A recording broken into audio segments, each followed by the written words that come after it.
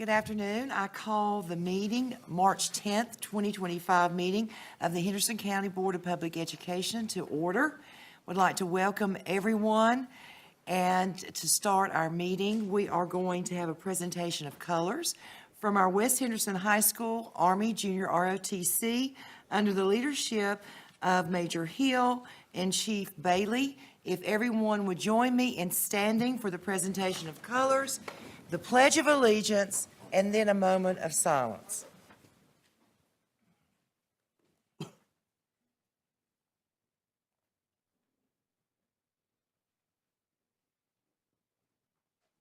Mark time. March. Guard. Halt. Left. Face. Ma'am, the colors are present. Post colors. Post. Present.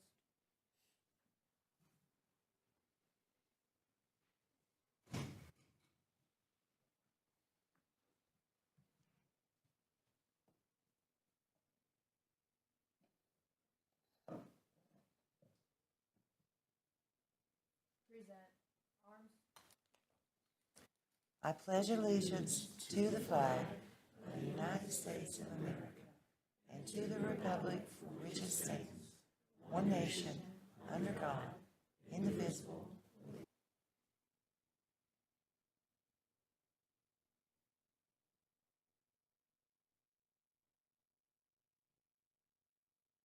You may be seated.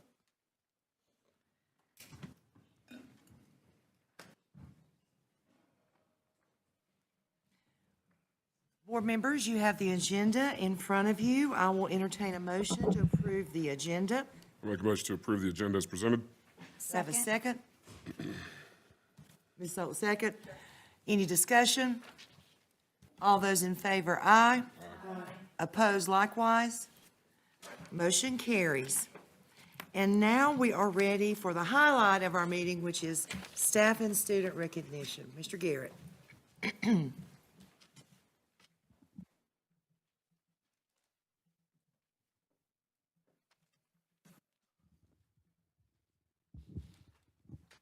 Thank you, Dr. Revis and members of the board. It's always a pleasure to come before you each month and to celebrate the many great things that we have and the many great people that we have here in Henderson County Public Schools. At first, I would like to bring up Mr. Brandon Scott, as he has a couple of students to recognize, a couple of Eagles to recognize. Good afternoon. I hope you are doing well. I wanted to take a moment real quick. Our school, we have a culture, a roadmap built on transformational leadership. And I just want to recognize our orchestra leader. She is an amazing program builder. She's one of the best, actually two of the best program builders are back there. But if we could recognize Miss Jenny Quinn.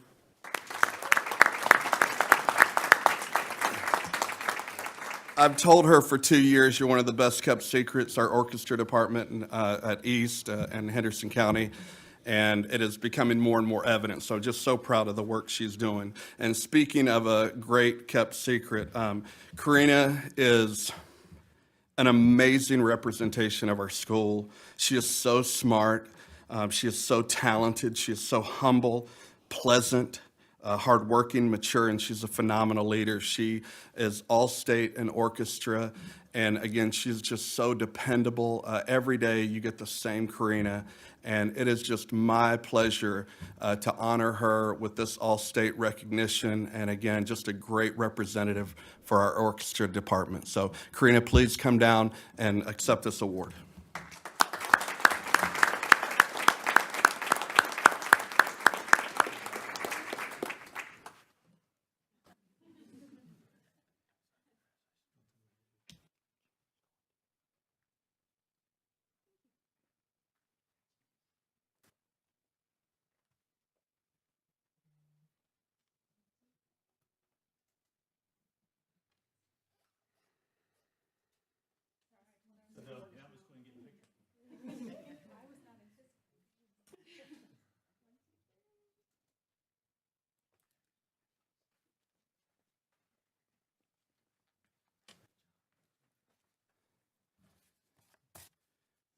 Now, Caden has been a horrible secret because he has not been a secret at all.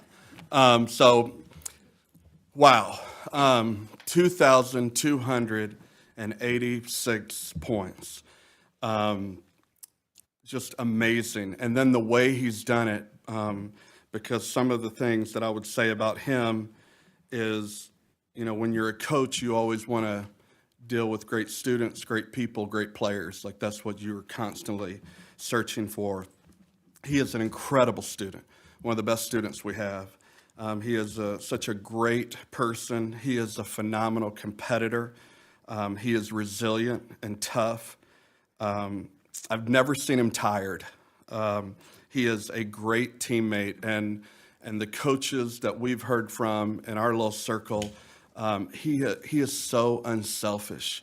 So to get that many points and do it in a way that is unselfish and making his teammates better it's a great testament to his character.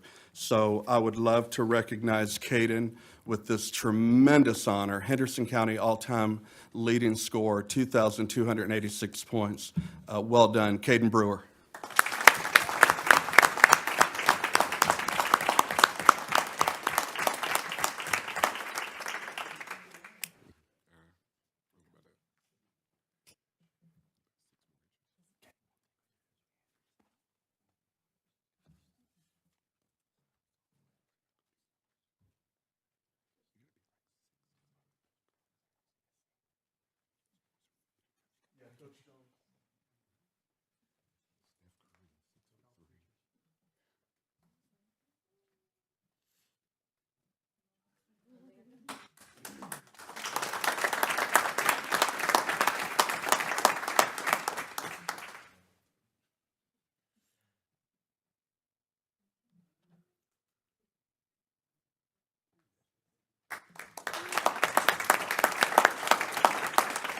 And I'll get out of the way, but I would like to compliment and recognize his parents are incredible. To have a player living in your house as a teenager that gets told that he is amazing everywhere he goes, they are so humble and so supportive. So I would like to recognize Mrs. and Mr. Brewer.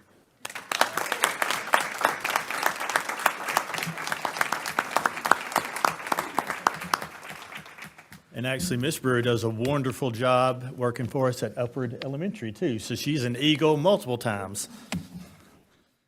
Next, I'd like to call on Miss Laura Brugger to come up and honor one of our Bearcats.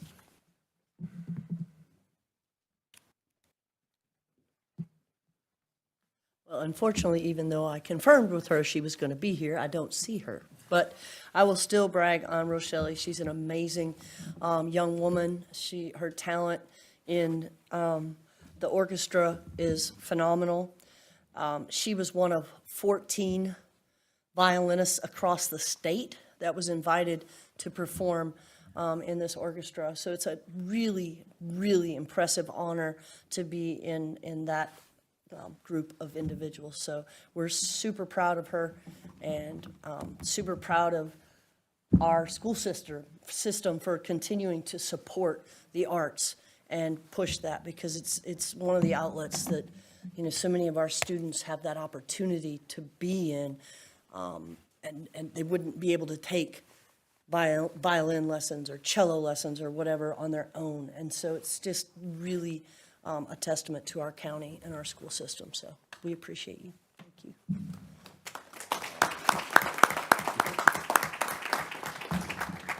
And for those of you keeping score here at home, that's 2 all-state orchestra members out of the entire state of North Carolina. So again, a testament to the performing arts and the job that our instructors do each and every day as well. Very blessed to have them. Next, we'll call on Dr. John Shepard to come up and honor a knight. Come on, Sue. I'm letting you sit back there. I was going to say Thank you, Mr. Garrett and members of the board. I'm not letting her sit back there. She's been here a time or two. Coach Moon has been recognized as the, come on over. She hates this. Can you tell she loves this? Give it up for Coach Moon. She's just, she loves this. She loves this. Thank you. shoved you off the screen there. I don't need the screen. It's because I didn't bring chicken. That's right. I Where's told her I our was just Chick-fil-A? here for the Chick-fil-A, you know? Coach Moon has been recognized as the Chick-fil-A Leadership Academy National, that is right, National Teacher of the Year. Let's give her a round of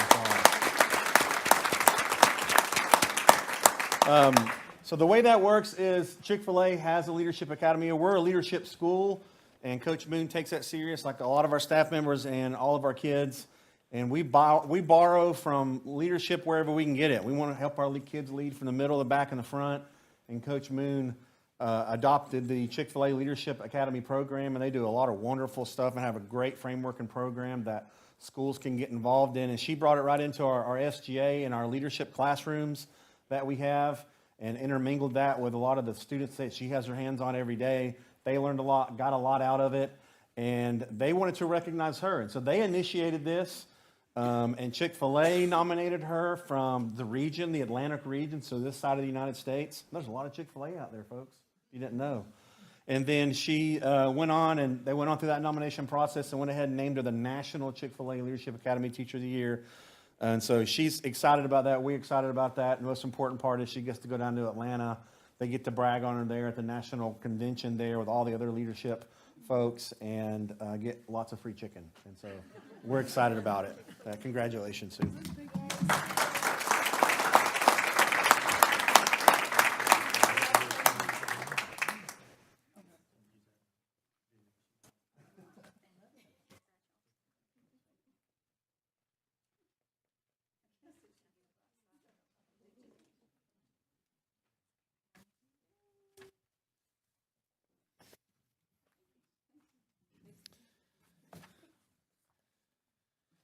So in conclusion, it's never lost on me just the breadth and the depth of the talent that we have in the district, both at the adult and student level, and just the variety of things that they are outstanding in and excel in. So thank you for the opportunity to share with you this evening.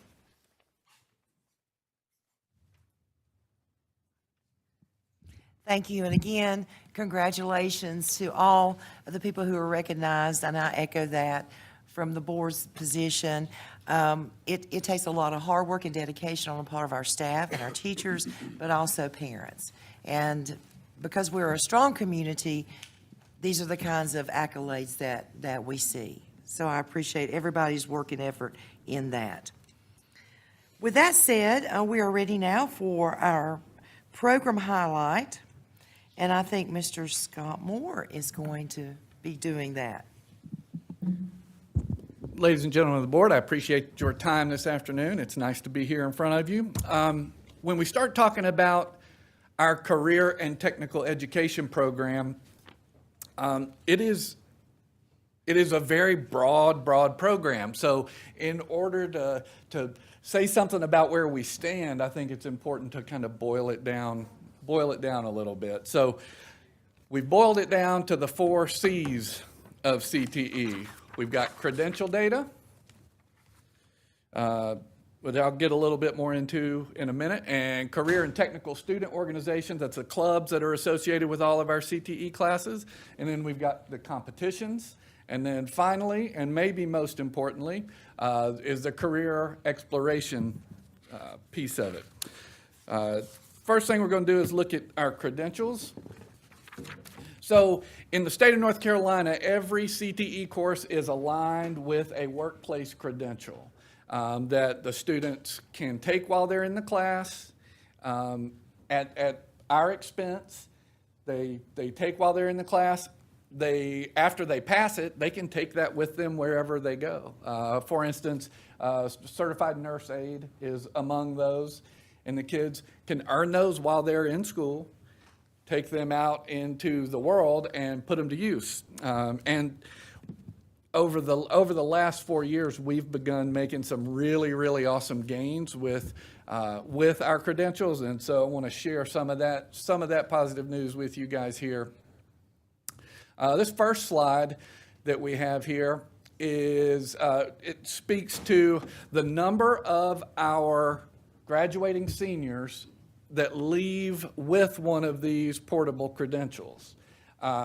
We've been tracking this heavily over the last 2 years, a little bit less prior to that, but what you see up here on the screen reflects some of the efforts of our teachers, our kids, in getting these credentials so they can take them with them. You see in 22, 23, we had about 53% of the kids ended with one. Last year, that jumped up to 64%, and we look forward to watching that grow again this year.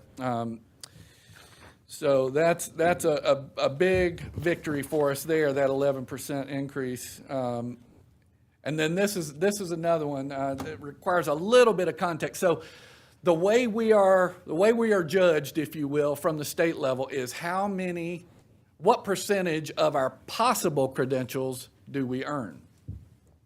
So of all of the possible credentials, what percentage do we get? So that's what these numbers are about. And again, they represent a really huge victory for us in this past year. I will tell you the year prior to what you can see on the screen there was at 22. So we made a modest increase up to 24% for the 21-22 school year. And then another modest increase, 22-23 school year, up to 27%. And then last year, you see really the beginning of a real focused effort of teachers, administrators, and kids to get these numbers up. So 42% of them, of all of the credentials possible, were gathered by our kids this past year, which is a really good thing. It's the 15% increase that you see there is significant statewide as well. That's not just eye-opening for us. That's eye-opening statewide. This slide talks to you a little bit about where and what those credentials are. You see there are some in ag, some in business and finance, a lot in computer science, IT, and technology, and then quite a few in health science. Almost all of those are certified nurse aide that we have put out into the workforce, which is something that we're very proud of. And then trade and industry got over 1,000 there for a total of 2,155 credentials for the district. So those are literally things that kids can take straight into the workforce, which we do really like to focus on. This is the same information in another format, just a pie chart of the same info. And then if I could ask our state officers to step up here, please. So in addition to the credentials, we like to focus on our leaders as well and our leadership. We've, over the course of the last 3 years, really leaned into the career technical student organizations, which are the clubs that are aligned with all of the courses. So I just celebrated my 4th anniversary in this position, and until this young lady, we hadn't had a state officer in a CTSO. And then because of this young lady getting it, this young lady said, hey, I think I could do this too. So then we have 2. And now, because we have 2, we have a third who has said, you know what? I can do this too. So at this point, we have 3 state officers from CTSOs. I've found nowhere that at any one time we've had this many state officers ever. So I think that's a huge testament to them.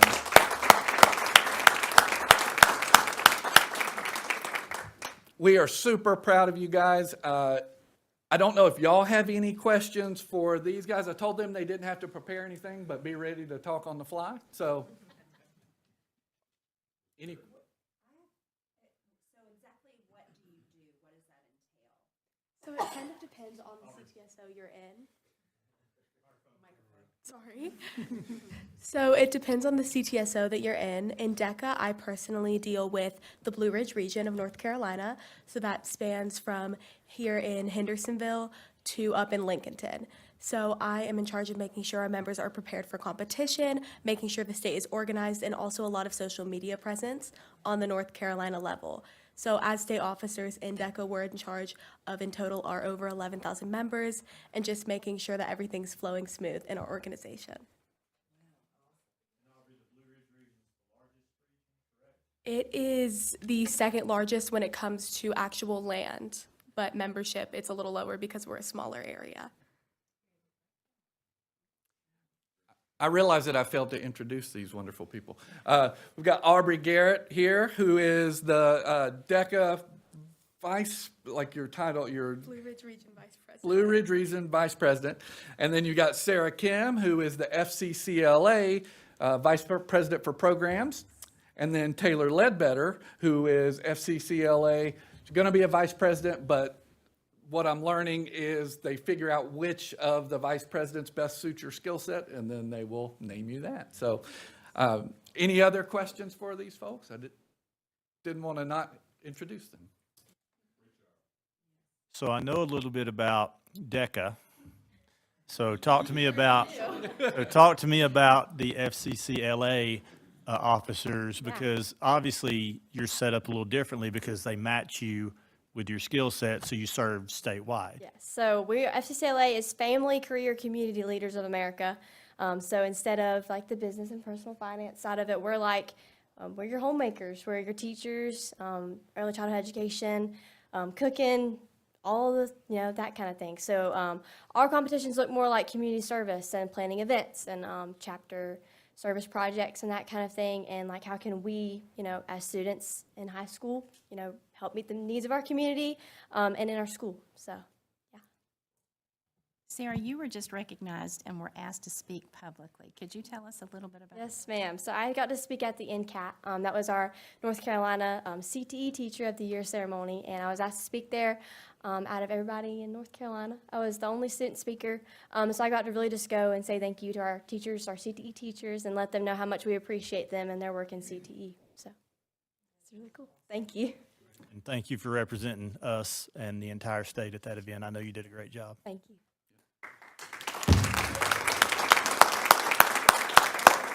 Anything else? All right. Thank you, ladies. Appreciate you being here.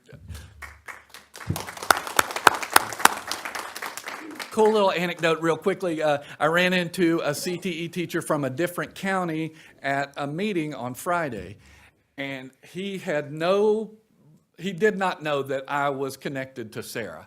And he sits down, he starts talking about this girl who stood up and spoke and like said all the things that made him want to be a teacher in the first place. And he was like really moved. He was fired up about it. And it was 10 days after the event or something.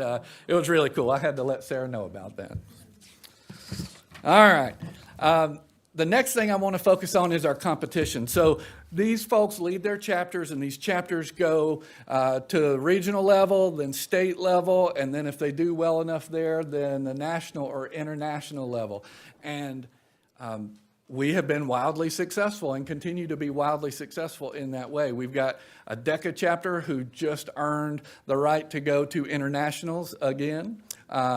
We have HOSA that is coming up. That's Health Occupation Students of America. We have them coming up. They're going to be at the state level in the next couple weeks.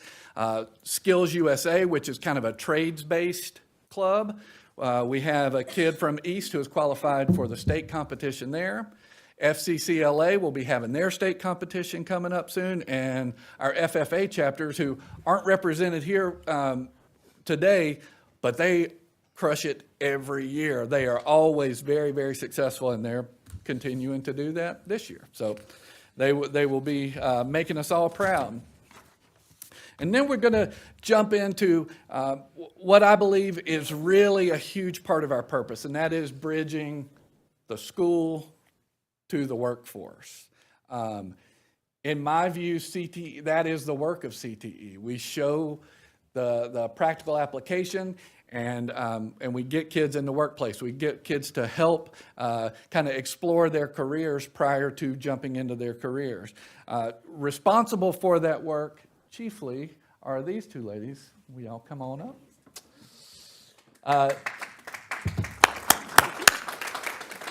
So this is Jennifer Taylor and Gina Bradley. They are our career development coordinators, And I'm not going to talk and let them do the talking. All right.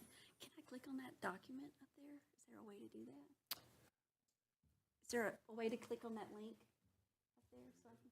There it is. Thank you so much. I appreciate it. All right, so I am Jennifer Taylor. Me and Gina split the school system, so I am at East, at Hendersonville, and the Career Academy.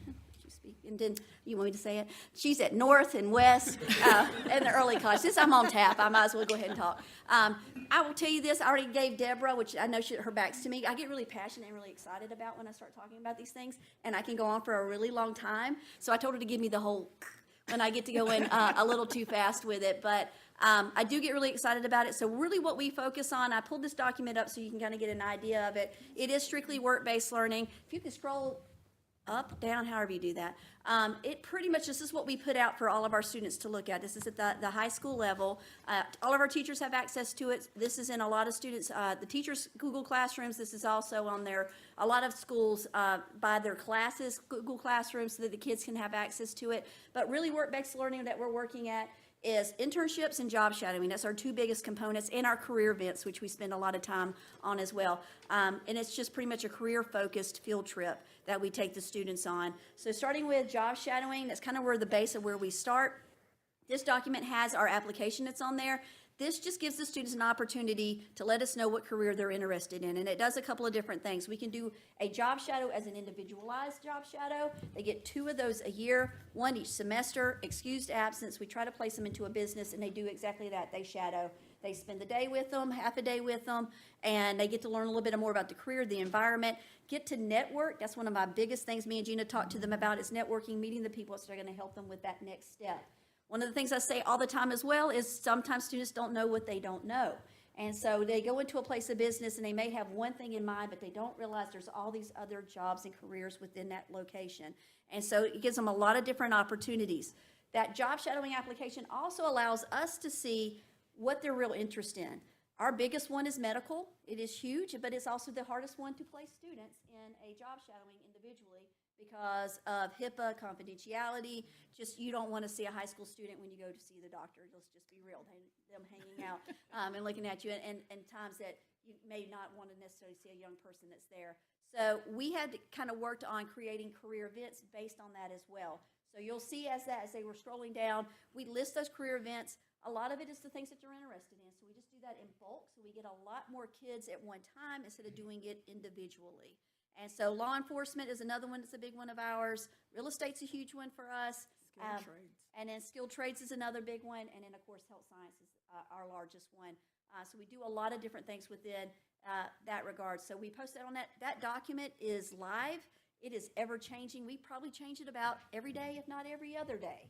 Another component that's on there with the job shadowing and the events that are listed are our internships. We'll talk to that in just a few moments. In a little bit more detail, but each one of those links kind of allows the students to go in and learn a little bit more about each one of those programs individually. So job shadowing, the internship program's got a few more details. I'll talk about that again in just a second. Our apprenticeship program, which is not ours, but we tie them into the Blue Ridge program. Career opportunities as businesses come to us in regards to part-time jobs for our students. And then I just really like the NC Star Jobs document because it just talks about jobs that are available in our area currently in Western North Carolina that pay well. So I'm going to let Gina talk to you a little bit about numbers. Can we go? Can you speak to the mic? Oh, yes. Yeah. Sorry. Can we go? Yes, and next slide. Can I do it? Perfect. All right, Jen just kind of gave you a synopsis of kind of the whole program. I'm a little bit more of an introvert and I like data and I like to dive a little bit deeper. So predominantly when school year kicks off or new semester kicks off, we are in the classroom in front of as many students as we can possibly get in front of. Year to date, we have done over 40 presentations specifically highlighting that workplace learning document and have spoken to over 2,500 students. So it's kind of frustrating sometimes. Jen got a text today with I didn't hear about that. I've not heard about that. Why was I not included? It's like, okay, we've just got to get in front of more, right? We've got to talk about it more and make sure all of our teachers have this document up and posted. We've been using the same document going on year 3 now. So it's gaining, students are learning. There's also flyers and posters across the school with QR codes, so they've got access to find all this information. And we are out in the community meeting and greeting and networking and seeing what other business and industry partners we can bring to the table for our students. All right, so with that being said, with that job shadow application, we've had 415 students, high school students, as of this morning, fill out that job shadow application. Because of that, Jim was talking about the career events. We have created 25 year-to-date different events where we have loaded those students on buses and gone out for some type of career exploration event. On those events, so far as of, we had one this morning, so we just rounded our numbers up. We've had 1,850 students as of this afternoon out on those events to date. Currently on the books, we have 5 more of those events up and coming, and we typically average 25 to 30 students for a normal district-wide field trip at a time. But that's not to say someone's not going to call us up tomorrow and want access, and we're not going to put something together and take a group and go out and be able to highlight those different careers here in Henderson County. We want to show our kids what's available here, that you can make a sustainable living and stay local, which is really wonderful. Want to talk a little bit about the internship program. We kind of call this the icing on the cake. And Jen, in my perfect world, by the time the kids go into their senior year, they've already been on 6 of those job shadow explorations. So they might be 6 totally different job shadow fields that they've gone into. Just trying to see what's out there and start narrowing down, right? Because when the kids graduate, we want them to have a plan. We wanted to have an idea of what direction they're headed in. Do they have to have it all, solidified in concrete? Absolutely not. But they can leave the building knowing they're interested in this, this, and this. And in order to get in those fields, this is kind of the path I need to take. So we offer an internship course. It is an actual class credit students can take their senior year. It's typically 1 semester at the block schools. At Hendersonville High School, it's year-long. Takes place over 2 class periods. It's for 1 course credit. We do have an application process for the course. The kids fill out an application. We talk to them about the requirements. We help them secure an internship site. And every day, just like they would be going to English and math for 2 class periods a day, they go to their internship site instead. So at the end of that internship course, I've never had a kid say, Miss Bradley, why did I waste my time? Why did I take that course? It doesn't happen. I always get the, thank goodness I took that course, because it really impacted. I know this is exactly where I want to go. Or equally as important, it's like, man, I don't want to do that. I'm glad I got to, check that box off and look into something else. And to tell you a little bit more about this, we have brought 2 of our internship students here today, and we would like, instead of hearing from us, for you to hear from them. And I'm going to call up, do you have anything else before I do this? I'm going to call up Miss Emma Bryson. She's a senior at West Henderson. And Emma's going to talk to you about her internship experience. Hi, as Ms. Bradley said, I'm Emma Bryson. I'm a senior at West Henderson, and I'm interning with the speech-language pathologist at Mills River Elementary School, Ms. Moore. I have already learned so much about speech therapy, and I've only been there for about 9 weeks.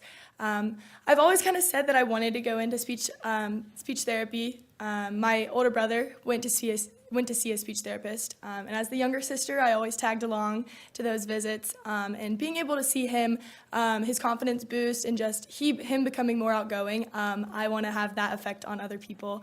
So Ms. Moore has really helped me kind of just solidify what I want to do. There's so many different avenues of speech therapy that you can go into. There's the education route, that's what I'm interning in, and then there's in hospitals and in private settings, and I didn't really know what any of those entailed until I did this internship program. And I love being with the little kids, and I really can see myself doing this in the future. I've learned so much from Ms. Moore. She has been the best mentor that I could have asked for. She's taught me so much, not only about speech therapy, but really kind of just about life, and how and how your job really, you need to be able to enjoy your job. So I'm very thankful to be here today, and I'm very thankful for the opportunity that Ms. Bradley and Ms. Moore have given me. So thank you.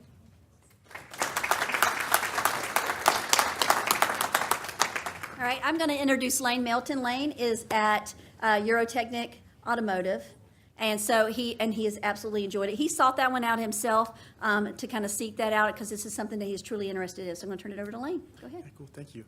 My name is Lane. I'm a senior at Hendersonville High School, and I'm interning at Eurotechnic. I've always had a fascination with cars and just engineering in general, so I thought that cars would be the right way to go.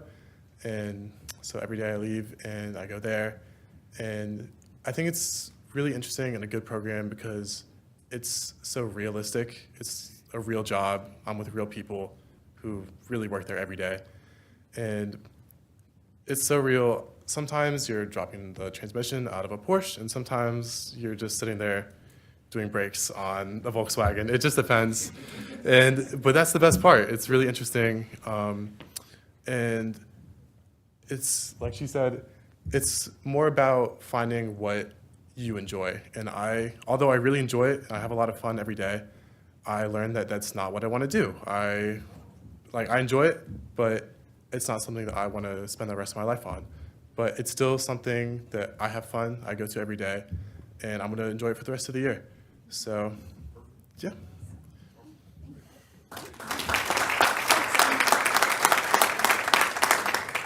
One more thing I wanted to kind of wrap up on, talking about internships and just kind of mention, we have, if you go back and look at that document, you don't have to do that there, but when we go back and you guys want to look at that document, on that internship document, we have a lot of businesses now that have actually reached out to me and Gina in regards to wanting an intern.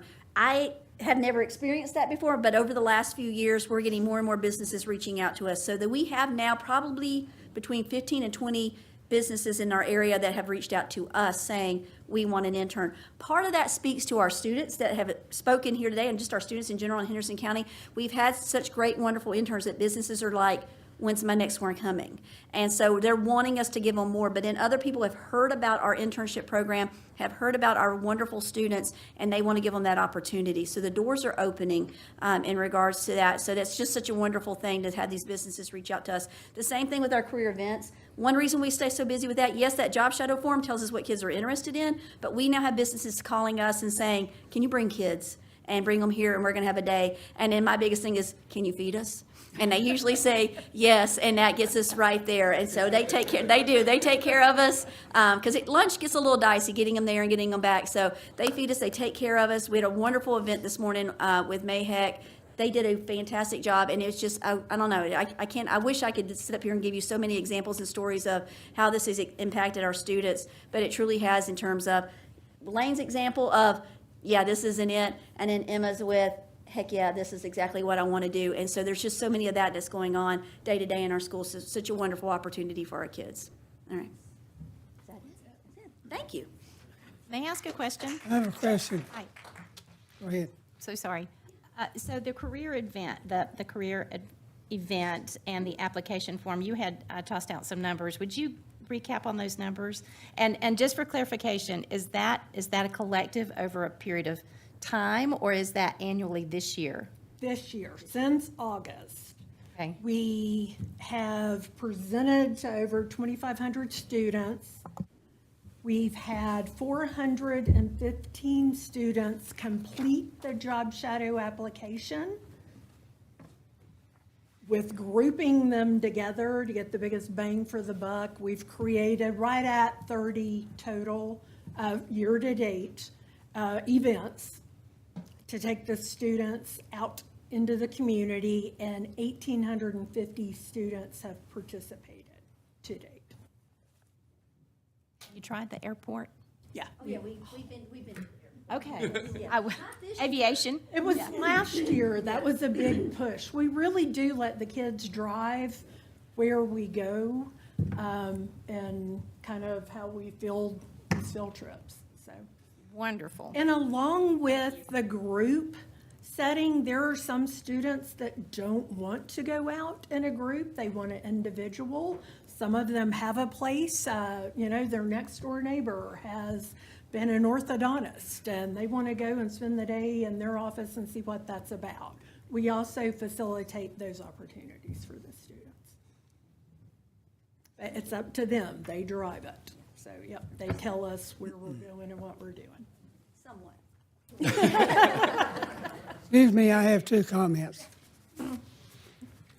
First of all, have you considered doing any surveys after post-graduation of your students? That's number one.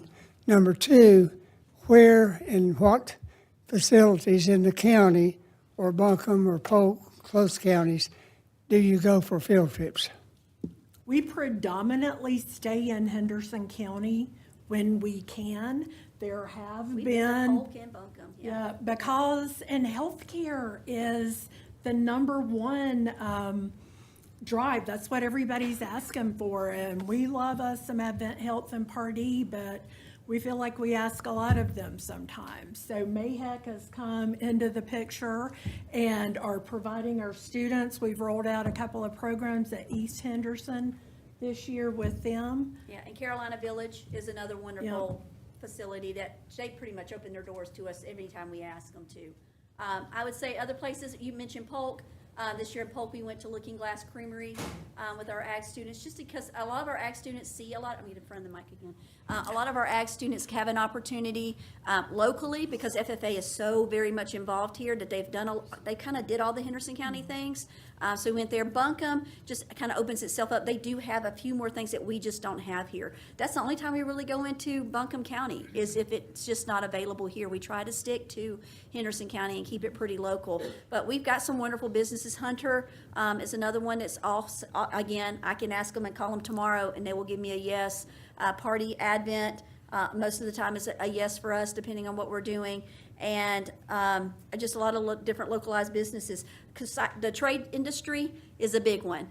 So yeah, I actually, Turner, that's building the condo, called them, yeah, just like that, got a student trip. And allowed students to come in, which that was the coolest thing in the world, because that was actually a business class that we took that had already had the education behind it. So when they went in there and a kid asked one of the guys about logistics, the man lost his mind. He was just like, you know about this? And he was like, yeah, do you use an app? And he's like, yes, I do. Can I show it to you? And the kid was like, yeah, show me the app that you're using. And they talked for about 30 minutes about a logistics app that this gentleman was using on that site. So it's a really great opportunity for kids to just kind of see. And just going on it, because it may hit my brain, what you said in terms of the kids that we get, we often encourage students too to bring a friend. It doesn't necessarily have to mean that they're exactly interested, but I'm that way. I like to sometimes have a friend with me, especially doing something new and I'm a little unsure of. So we'll like bring a buddy with you who would like to go. They don't necessarily have to be interested. And we've had students actually get their interest sparked from different things. Like we had one a couple of years ago with the Sheriff's Department. They were like, I never thought about this, but I didn't know I could do this at the Sheriff's Department. And it kind of lended itself to them going in that direction. So it's cool. Mr. Bridges, to your survey question, the state actually requires us to do a survey whereby we have to get 75% of our graduates to complete a survey each year. By the end of February, we Yeah, just finished. we just did it. Yeah. Any other questions? I don't have a question. I just want to say thank you so much. I really appreciate it. I was going to make sure we had the link, and we do. I want Yes, to check it out. And like I said, it's Right. changed, and we remove them as we get them done. So you don't see everything that we did for this year, but it's just whatever's up and coming. That's coming up there. That keeps it cleared out for the kids, because they just, the first this far might be about as far as they get. So we try to keep it at the top for them. And I think the work that's going on here really highlights something we're trying to do, and I think we're at an exciting point that we're showing the community and our students that school and workforce meet in CTE. That's where it happens. And so it's the baked-in relevance that every teacher has always been looking for. So, thank you. We're honored to have the time to talk to you about it. Thank you. This is awesome. Thank you.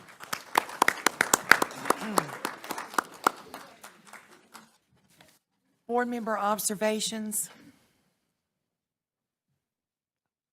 I had the opportunity to go to Atkinson last week. They had invited our board to come read to the kids during Read Across America Week. And it was just a really fun experience to get to go into another elementary school that I'm not as familiar with and get to spend some time with a couple of the different classes. And the kids were very kind. Teachers were very welcoming. The school looks great after all of the renovation projects. So that was a really fun experience, and I appreciated them reaching out and inviting us to be there. Any other board members? Well, I cheated this year, and I read the Wonky Donkey. Such a great book. If you've not read the book, you need to read the book. You need to act out the book. You need to play the song that goes to the book, and bring goodies for the kids, and they loved it. So, yeah, such a great book. Anyway, we all had fun, and I look forward to doing it again. Thank you. Anybody else? We're going to back up on the agenda just a moment. We've had one of our students come in, and we'd like to recognize our student from Hendersonville High School. Yes, ma'am. Thank you for letting us do a little pivot here, because anytime we have a student, we want to make sure that we honor them correctly. So we have Rochelle here, and I'll let Ms. Brugger do her presentation. Thank you very much for allowing us to do this, because we are super proud of Rochelle, and it was a miscommunication. She thought it was at 4:30. So, as I said, 1 out of 14 in the state as a violinist. That's really impressive. Our program is amazing. The orchestra program across the county is amazing. And we're so proud of Rochelle and her accomplishments and the great things that we're sure that she will do going forward. So, thank you. And congratulations. Did you want to? Mr. Garrett, the superintendent.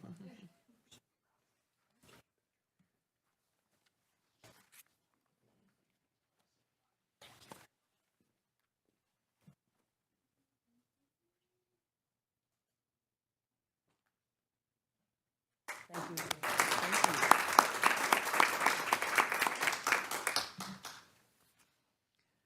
Okay, now we're at public comments, and I have 3, but have been told that one person has had to leave, so any more? Okay. So first we have Summer Stipe. Welcome, Summer.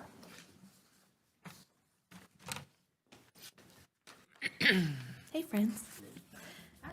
I'm Summer Stipe. I know most of you. I'm a community member, a mom of 2 Henderson County students, and I work in a lot of different community spaces that I know a lot of you from, but today I have on my Smart Start of Henderson County's board chair hat and Henderson County Early Childhood Task Force member hat. So the Early Childhood Task Force, maybe you've heard of it, maybe you haven't, is a group of advocates working to bring affordable childcare options to Henderson County, options that fit parents and caregivers' schedules and budget. So our team includes nonprofit leaders, educators, healthcare professionals, community leaders, and parents. And if this girl hadn't left, I was going to see if she would join us. One girl mentioned early childhood education when she was one of the FCCLA girls. Anyways, it'd be cool to have a student. So anyways, she left. What's her name? Sarah? Sarah? Okay, got it. be cool to have a student, don't you think? Okay, as part of our work, we advocate with local policy and business leaders like you guys, so they understand how important affordable childcare is to our community. So we use data, our own experiences, feedback from parents, caregivers, businesses, childcare providers to help make positive change happen in our community. Why do we do the work we do? For lots of reasons. One, Henderson County doesn't have enough childcare options, period.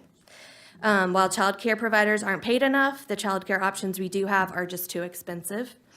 Limited childcare options impacts parents' work days, their home life, kindergarten readiness, and so much more. So our group simply wants what's best for our kids and in our community, and we know you all do too. So what we're doing starts with this expanding access to affordable, convenient, safe, and quality childcare. So I'm just here to say thanks for putting pre-K on the agenda and for being a critical part of this conversation going forward. So, thanks. Thank you, Summer.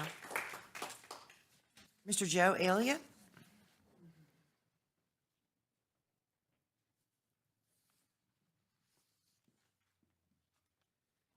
Good afternoon. I would first like to say to the lady that claimed that data made her an introvert, I would beg to differ.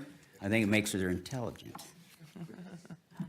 In previous school board meetings, I have warned of the dangers posed to our schools by the Project 2025 master plan for the second Trump presidency. President Trump denied any knowledge during the campaign of the contents of Project 2025 and claimed to be only vaguely aware of the project's authors. Given the president's adherence to Project 2025 recommendations in his own actions during the past 6 weeks and the prominence of its authors in his administration, as our school district goes through its annual budget process, we would be naive to ignore the implications. Our local school funding issues are being debated in the shadow of the national budget process in Washington. Unfortunately, our challenges are caught up in their seismic backwash. In essence, Congress is attempting to reauthorize the 2017 tax cut, reduce spending in the new budget, and put the brakes on the growth of the U.S. deficit. You do not have to be a Nobel Prize winning economist to doubt Congress's ability to achieve that end. So how might the budget process impact us? Well, the just approved U.S. House bill calls for $880 billion in cuts to the Committee on Energy and Commerce budget. That committee oversees Medicaid, and many have argued that cuts can't be achieved without cutting Medicaid. Medicaid provides funding to schools for special education services, including services for students with individualized education plans and Section 504 plans. This district is required by law to provide those services, so any potential funding cuts would need to be made up by the state or by our commissioners. The resolution also calls for $330 billion in cuts to the Committee on Education and Workforce, which oversees the federal school nutrition program and the community eligibility provision that provides free lunch to schools for low-income students. So how can we communicate forcefully and publicly our concern for our schools and our kids? First, I would like to see our school board to contact North Carolina District 11 Congressman Edwards, State Senate Senator Moffitt, State Representatives Balcom and Johnson, and our own county commissioners via an open letter requesting that each convey to us their plan to ensure we receive adequate school funding. The letters need to be shared with local newspapers and other media so the public is aware of the issues. Finally, we citizens also need to reach out to the politicians to share our concerns. That is what democracy looks like. We need to exercise our right to speak up. Thank you. Thank you, Mr. Elliott. And as I said, those are our 2 public comments for this evening. We are now to our consent agenda. Board members, you have the consent agenda in front of you. I will take a motion to approve the consent agenda. Make a motion to approve the consent agenda as presented. Any discussion? All those in favor, aye. Opposed likewise. Consent agenda is approved. Now we're moving to old business, and there is no old business. The first item of new business, we have some information coming from Dr. Marlowe about new North Carolina diploma endorsements. Thank you, Dr. Marlowe. Thank you. So it doesn't seem possible, but it is graduation season coming up very, very soon. And so what I want to talk to you about tonight is actually to request for a board action, but also to give you a little bit of context first. So in the documents that I included, there's the original page, and then there are, the following pages are all some high school diploma endorsements that our students can currently earn. So I'm going to ask our tech folks in the back if you'll scroll to that first page that talks about the high school diploma endorsement. Scroll for me. Oh, not that one. Just scroll on the, yep. So in case you're not familiar, students can earn endorsements for their diploma, which comes across as a sticker on their actual diploma. They can earn one, they can earn more than one. It's not a requirement for their diploma to have any, but it is certainly a recognition of extra work that they've put in. So as we go through these, I'll just give you a really quick synopsis because they are all based on legislation. The first one is that career endorsement. And so students would follow a certain path for academics and assessment requirements, but then in this one, they also have to have completed a CTE concentration in one of the approved CTE career pathways. And for all of these, or most of them that we'll talk about, they also have to maintain certain grade point averages and be able to earn certain scores. So that was the career endorsement. The next one is the college endorsement, which is very similar, but it is about certain course requirements and then score requirements that students can earn. And again, if they get that endorsement, they get a sticker that goes on their diploma. The next one is very, very similar. It's college but UNC endorsement. And again, it's just a certain organization of courses that they would take. If they fulfill that and then also have the score requirements, they can earn that endorsement for their diploma. And then the next one is the North Carolina Academic Scholars endorsement. Again, they say take a certain organization of courses, earn certain scores, and then this one also has elective requirements that they have to meet. But if they do all these, they get those diplomas for their, or those stickers for their diplomas so that they have those endorsements. The next one has also been around for a while. This one is what they call the Global Language endorsement, but we most commonly call it Seal of Biliteracy. So there are English requirements that they have to meet, as well as world language requirements that they meet. And then, actually, this is the one, if you'll skip to that other tab for me, this one's kind of cool because last week, 2 weeks ago, we actually had one of our 2024 graduates that was recognized at the state level because she had the Seal of Biliteracy diploma endorsement. What was cool about it, she speaks Pompeian as well as English. She had the Seal of Biliteracy for that, and she was the first of 2 students to do so in the eastern half of the United States. It is really difficult. You can ask our world language and EL department. It's real hard to find things to translate into Pompeian, so we are really excited to have these folks, and they have helped us out multiple times. So she has certainly earned that. So that was just an exciting one, and I thought that was kind of a cool state recognition for Henderson County. So the next one, I'm going to ask you to pop back to that other site, or the other page now. I'm keeping them busy back there.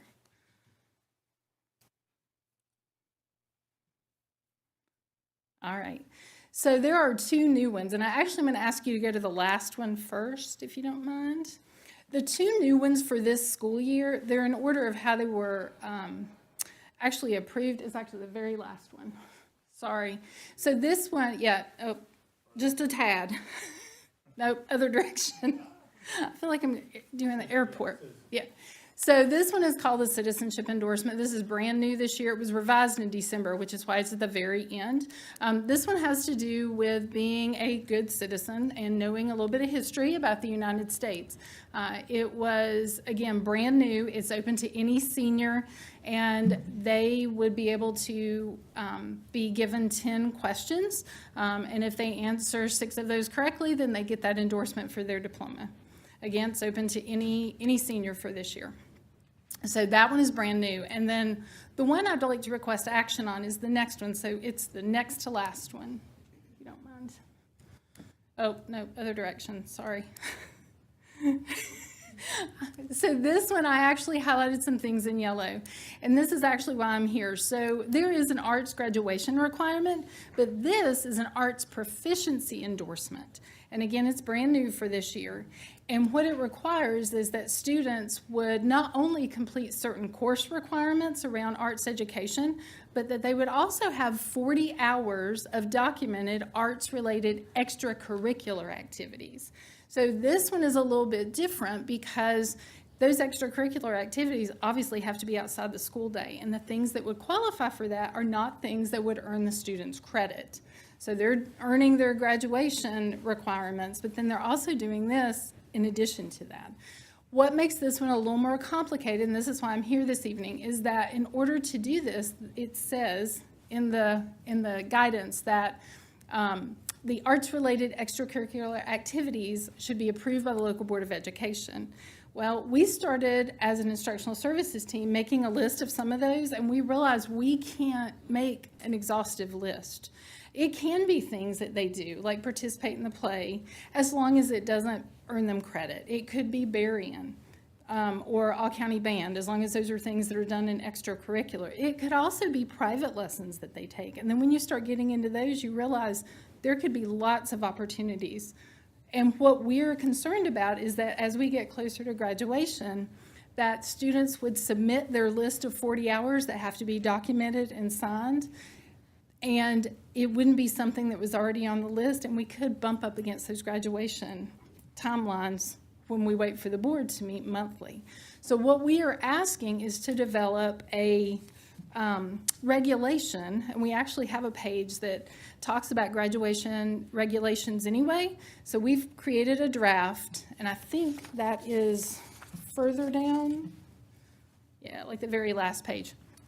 So the request would be that you would approve instructional services, keep going, all the way to the end. You'll know when you get there because it's really yellow.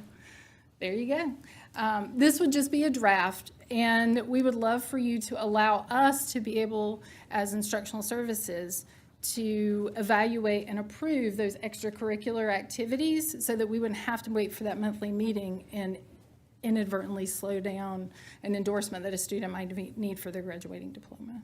So this is draft language. You're welcome to do whatever you'd like with it, but we would love to be able to have that opportunity so we could expedite things for students. May I ask a question? Just for clarification, I'm not familiar with weighted and unweighted credits. What is that? So some of their credits that they earn are worth more. That's the simple answer. They're worth more than other credits that they get, and which increases their GPA. It would be honors courses, Okay, career and college AP. promise courses, and AP courses. Okay, gotcha. Thank you. Not For those, that's anymore. just still- It was a 6-point scale. It's now a 5-point scale. It's 4.5 and a 5. Yeah. So am I correct in saying the state has put guidance out for all of these endorsements? The only new one that's coming to us is the one about the arts proficiency. Yes, and the only thing that we're asking is that you would allow us to create a regulation where we could evaluate and approve what the extracurricular activities are, so that we don't have to continually bring it back to you. We just don't know what a student might be possibly doing that we had not thought about. The only way to create a list is to list what we believe students are doing right now. But there could be something, because it could also include private lessons, they could be doing something that we had not thought about. And that could potentially hold up. And plus, we'd have to bring it to you every month if there were new things that students thought about. It's not an application. It's just a list of how they've documented their 40 hours. Someone has to sign off on it, and then it comes back most likely to the school counselor who is in charge of the endorsements at each high school.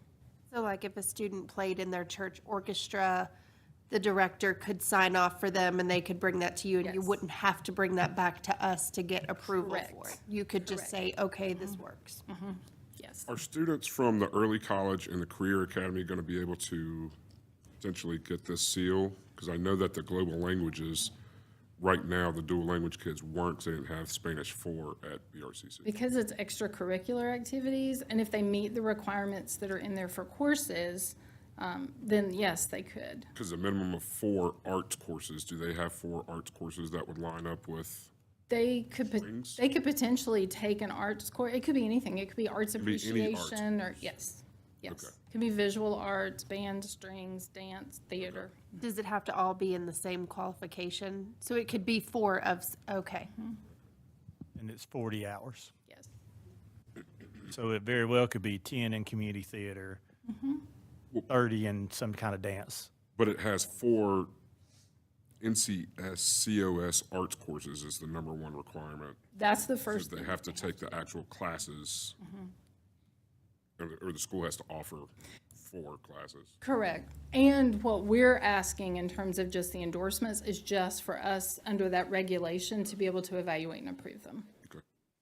I think this is fantastic because I know for like me, my oldest two were very heavily into the arts and in music, and they traveled the world with Fran Shelton and in their summers playing literally across the ocean. And I poured so much money into private lessons. Like, it would have been nice for everything that they put into, for there to be something on the diploma that recognized all that stuff that they did outside school hours. And I think this is probably one of the reasons that this has come to be, because people recognize that if you have a passion for the arts, that sometimes that's not always met in college, in courses that you're taking, but you're doing it as extracurricular as well. So you're asking us for this policy change here? Is that what it is, Dr. Marlowe? It's not a policy change. We have a regulation, and in the regulation, we would just ask that you allow us to modify the language under, or create the language under the arts proficiency endorsement so that we could evaluate and approve those extracurricular activities. That way we wouldn't always have to continually bring you things like the one-offs that we just have not thought about and may not think about until they show up on our. And you've started working on the guidance to hand out to schools, is that correct? Most of that is already provided by the state, and we have shared that with principals already, and then Shannon Otten has shared that with counselors. I move that the Henderson County Board of Public Education grant approval for the Instructional Services Department to establish a structured process for evaluating and approving extracurricular activities that qualify students for the arts proficiency endorsement. Any more discussion? All those in favor, aye? Aye. Likewise, opposed? You have it. Thank you.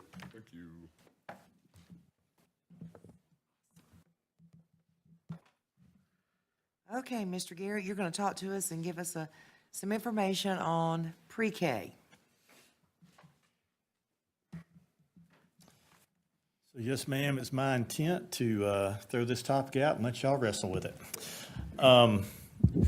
What I wanted to do was give a little bit of an update on NC Pre-K and just how it fits into our strategic plan, which is something that you adopted last year. As you notice, the top bullet there, graduate all students ready for the future. That fits into your first goal and your sub-goal 2, that we want to expand opportunities for school readiness for all pre-K students by increasing collaborative professional development with community partners, but also just expand those opportunities for school readiness. You have a big champion in the audience with Ms. Stipe, as she already shared. Also, Ms. Holt was part of this, is part of the early childhood task force, along with Ms. McCall, the commissioner, and several other people around. They roped me into being on that task force. So, and then I got roped into doing this. But I know it's something, pre-K opportunities are something I am passionate about, and something that I just wanted to say. So currently, this is where we stand in our district. So we house 5 WNC Source pre-K classrooms at the present, at Bruce Drysdale Elementary, Clear Creek, Dana, Edneyville, and Hillendale. We also have 3 of our own pre-K classrooms for our Exceptional Children's Program, and those are housed at Fletcher Elementary, Hillendale Elementary, and Sugarloaf Elementary. So if you notice, Hillendale is the only school that has a classroom of each. So those are 8 classrooms that we have in the district now. Again, the top one is through our partnership with WNC Source, who is the contractor for the NC Pre-K at the moment. So HCPS and Smart Start share the cost of a kindergarten transition coordinator. This person is one who liaisons between all of the private child care providers who are doing some pre-K, the NC Pre-K in the community, and helps them get ready to enter our school system, whether they may have an IEP or not an IEP or however that goes. So that is our liaison who serves both parties there. And then district-wide kindergarten rallies then connect our pre-K students with their zoned elementary school. And that is something that has changed over the years to where they do those rallies on campus so that they get to see it, smell it, taste it, touch it, and they get to start building those relationships early. If you look at your current pre-K status in the community, the state issues slots. So each slot is a student. So 234 pre-K slots are allocated to Henderson County from the state. And if you use our normal 950 to 1,000 per grade level, so that tells you right there that there are not enough slots to cover all of the 4-year-olds in your community. And that is very similar statewide. WNC Source houses 108 of those slots at their centers. 5 of those classrooms, as you see, are with us. Their Head Start program has 90 of those slots, and there's a different qualification to qualify for Head Start, but they take care of those. The Little Red School has 14 slots because NC Pre-K slots, if you meet the requirement for NC Pre-K or more at 4, then you can be a private child care provider through a church or a private entity and have a pre-K classroom as well. So those are 14 slots. And currently there are 22 slots unused and available for folks to opt into. So a lot of the downside of not being able to fill those goes to staffing and staffing those pre-K classrooms either privately or through WNC Source. And a classroom is about 18 kids. So it's an 18 student max, and you have 2 adults in there, so it would be an 18-to-2 ratio. NC Pre-K classroom costs. One of the things that's come up before is what does it cost to provide NC Pre-K? So a good estimate there is in order to get a space prepared, if you have the space, is a $20,000 to $25,000 investment. That would include making sure that you have access to hot water, making sure that you have a second egress out of that room. You have to have 2 egresses there. You have to license through daycare, getting the licensing done, making sure you are able to get your equipment, your centers, your furniture, all of those pieces. So it's a $20,000 to $25,000. Majority of that is a one-time cost to upfit the space and furnish that space. There may be $2,000 to $3,000 a year recurring, but that is nowhere near the significance of a one-time investment. Staffing at current numbers, it's $111,000 per pre-K classroom per year.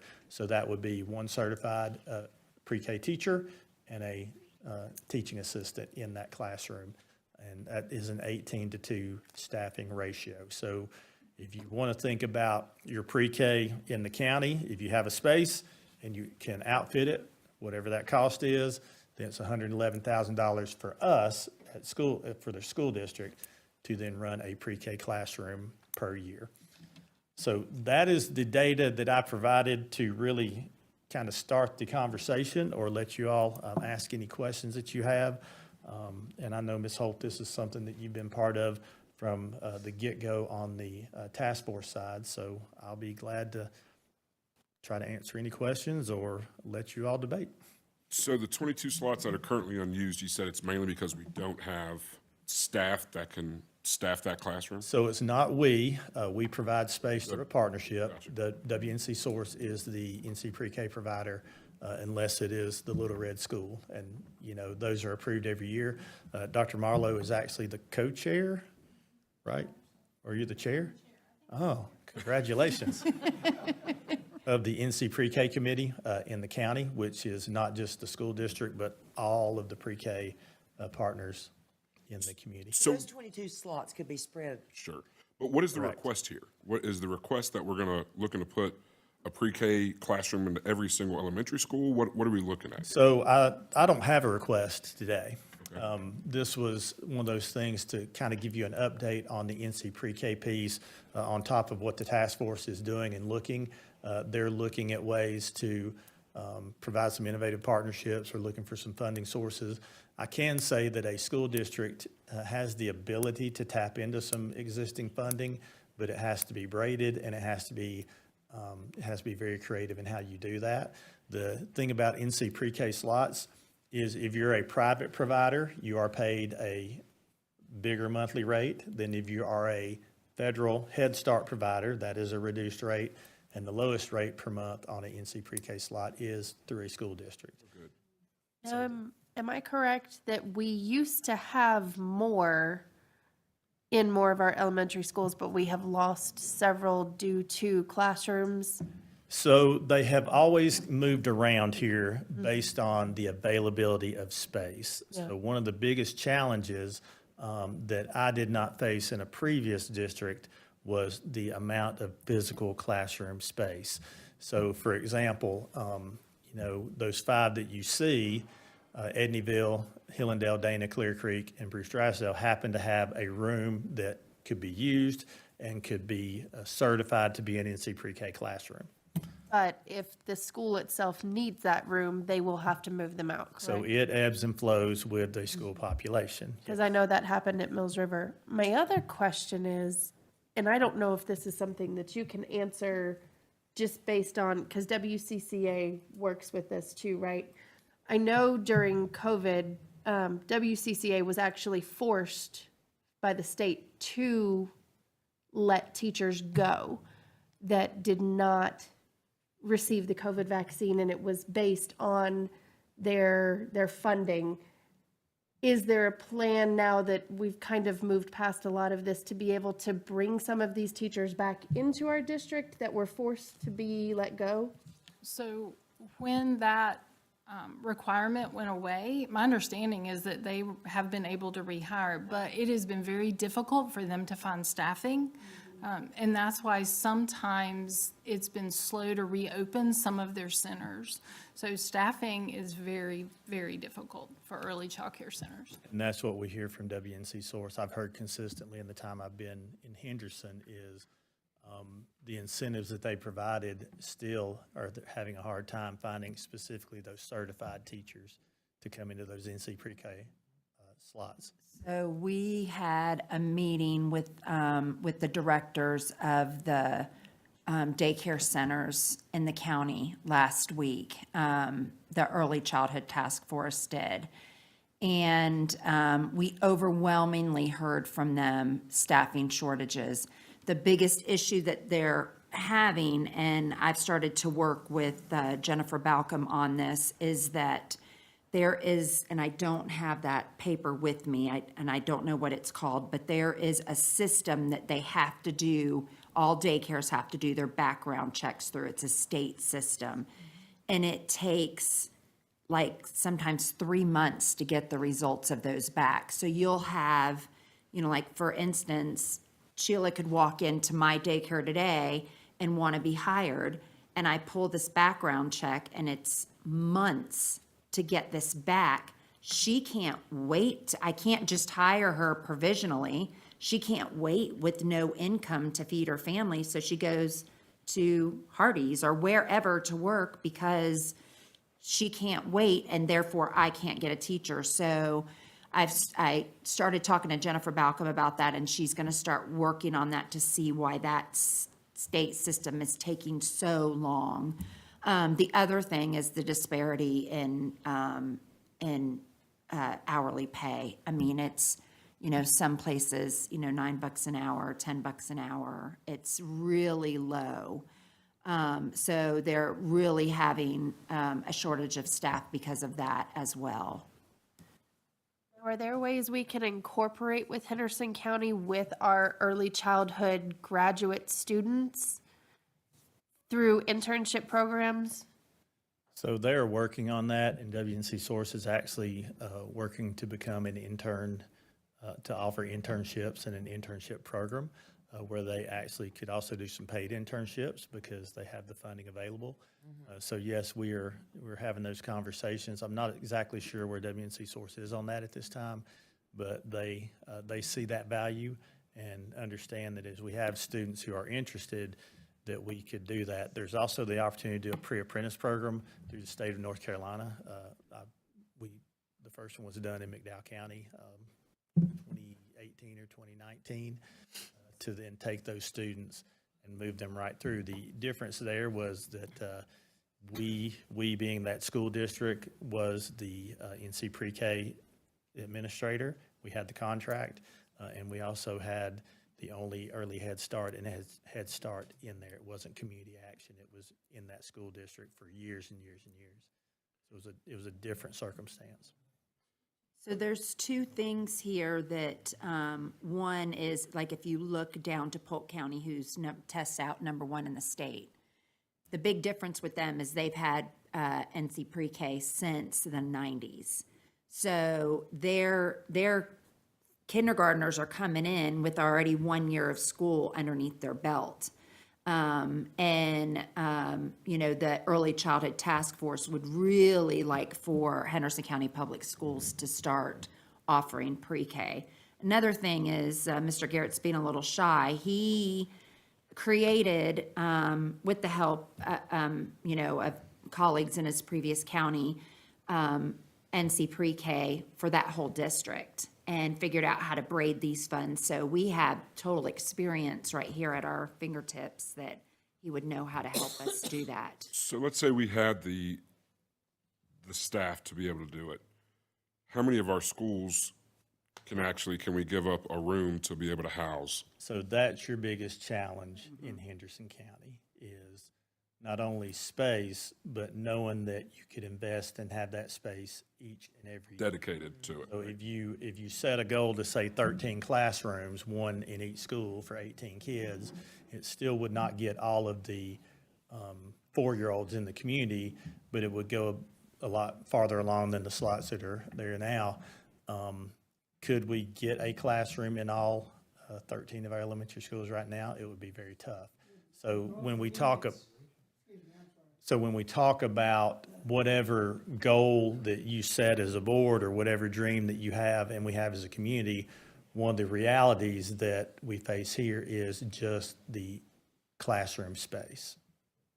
And really any other space that's built outside of that. So like if, for example, let's say the Boys and Girls Club would come along and they said, hey, yes, we'd love to do that. The problem there may be the ingress and egress because a lot of their classrooms don't have that second door out. Yes, so in that $20,000 to $25,000 there might be to put a second egress, or for example, and we've had to retrofit some spaces to do that. Typically what you do, Mr. Craven, is you find a kindergarten classroom. Yep. You get your biggest kindergarten classroom that has the plumbing closest to it, and you run a sink in there. That's the best way to do it. Now, do they have to have a bathroom in the classroom No, or they just have to have nearby? access. They have to have close access, and I don't know what the number.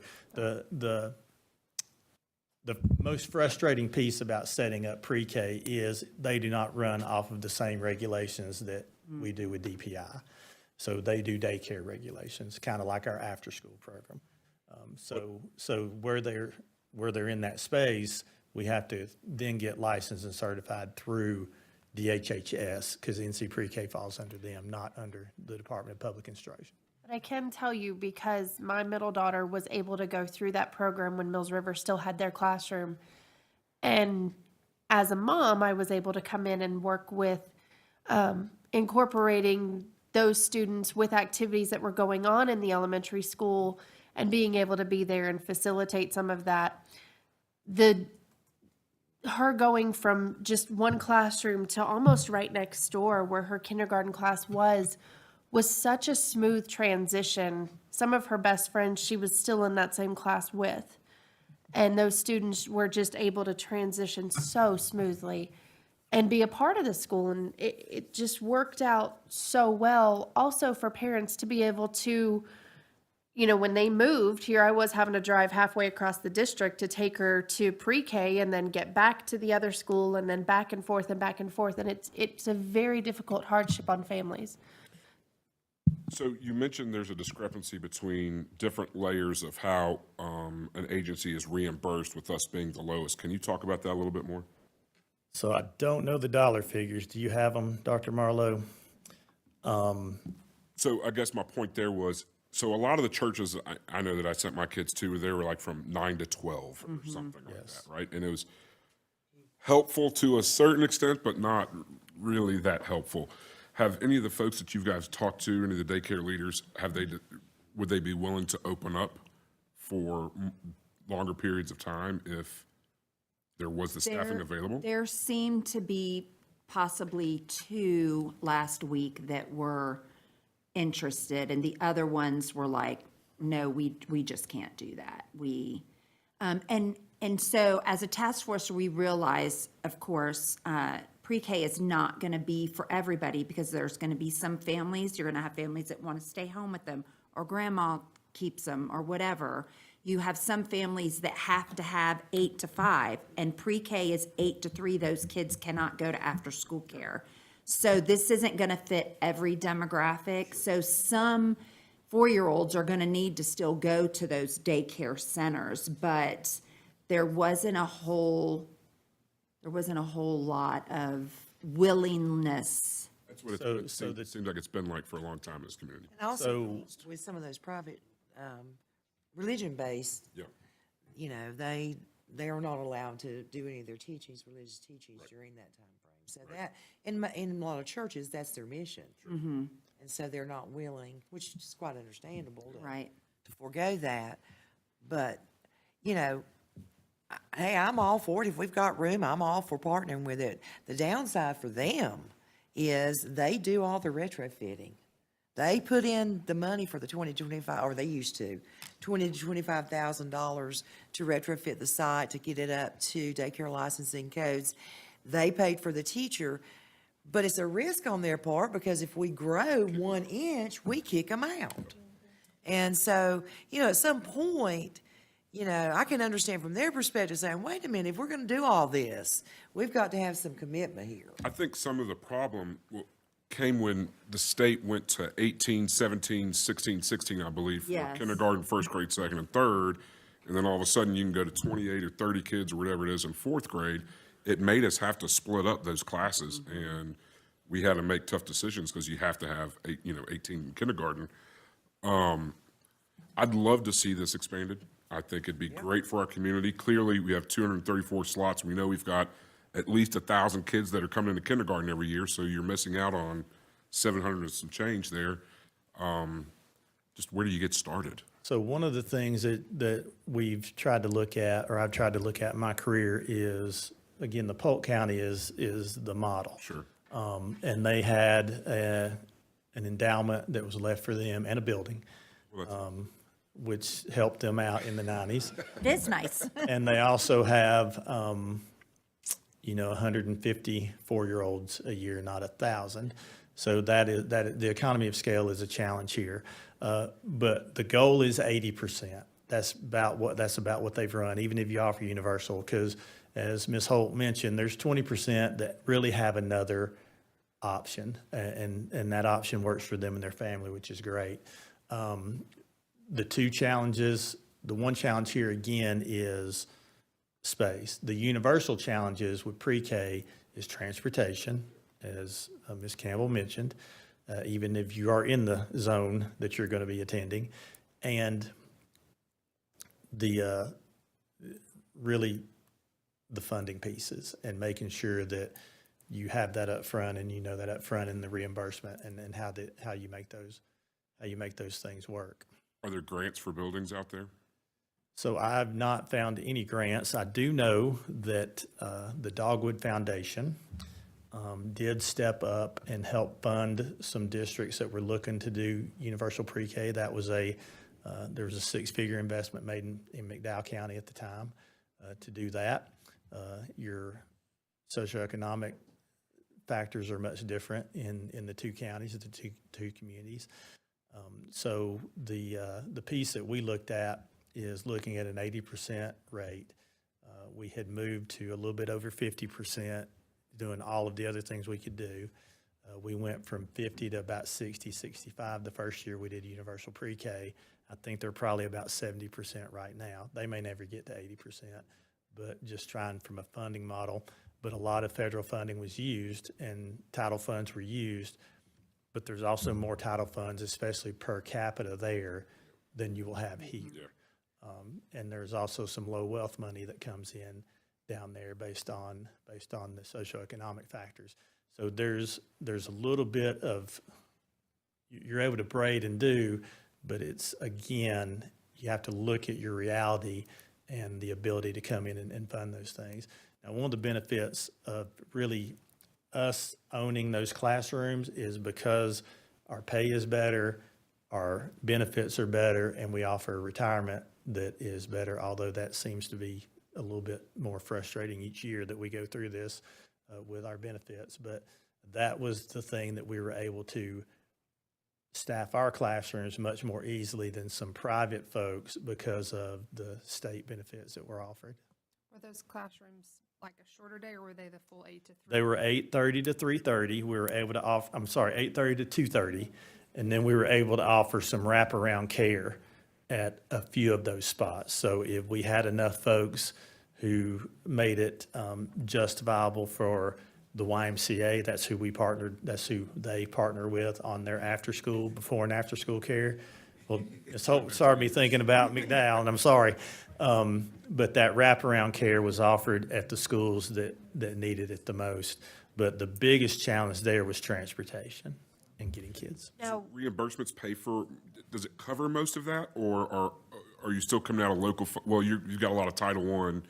Would we be paying a lot of out of local to cover most of that? So much like with child nutrition and after school, you would kind of be the safety net on that, your local funds, because they are the most flexible funds.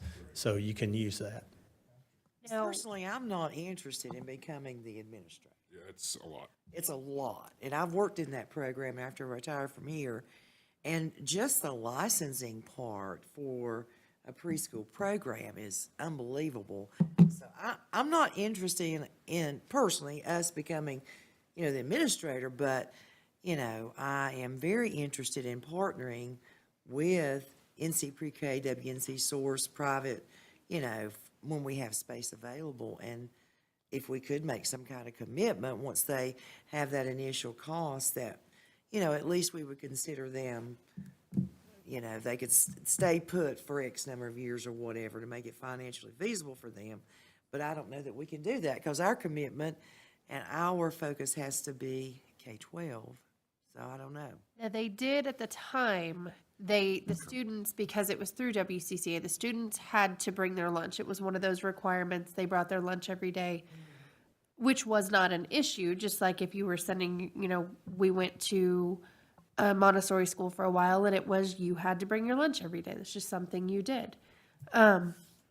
My other question was with hang on, where was I going with that? My train of thought just derailed. Yeah, my train of thought left the station, so. So Mr. Bridges, I think you were going to ask about mobile units. And so a mobile unit could be licensed, the right type of mobile unit. It would just have to fit the parameters of childcare, just like anything else that you would have out of DHHS. So I'm just going to go out here on a limb and just ask about the high schools. Because I know that West Henderson used to have a pre-K, which I was able to take advantage of myself years and years ago. And I know we've talked about that in the past. Is it possible that we could possibly work something in with the internship with the pre-K? And as far as the what's the word I'm looking for? The background check. That's ridiculous. It is. That's just absolutely ridiculous. Ours doesn't take that long, and ours at our church, it's like a turnover of maybe 20 to 30 days. So is it possible that, Ours is much quicker than that. Yeah, it's a lot faster. well, that brings up my next question. Is it possible, I understand that you don't want to facilitate and become administrator of it, but is there something that we could do as a school system to step in and go, you know what, we could probably handle that? Well, this is a regulation that they put on daycare centers. For a background check? Okay. It's got to be done through that state agencies. Well, I mean, if this is something Henderson County Public Schools does and it transitions to that, it'll be a whole different ballgame than like a daycare center. Does Blue Ridge still have their pre-K program? No. Oh, when did they stop? Oh, a while ago. Oh, 5 years ago, maybe? Not long after they built the space out, is my understanding. My train of thought came back.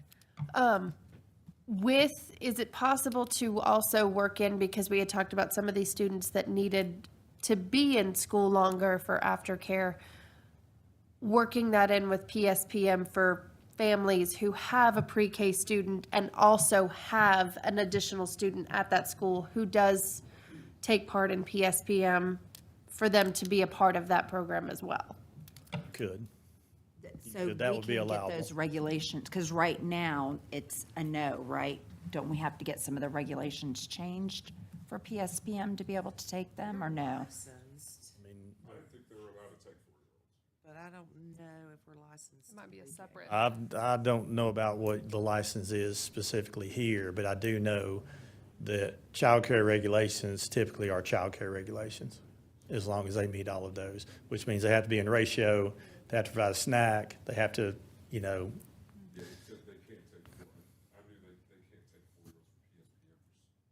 Yeah, you've got to be in the kindergarten. Yeah. K-5. Well,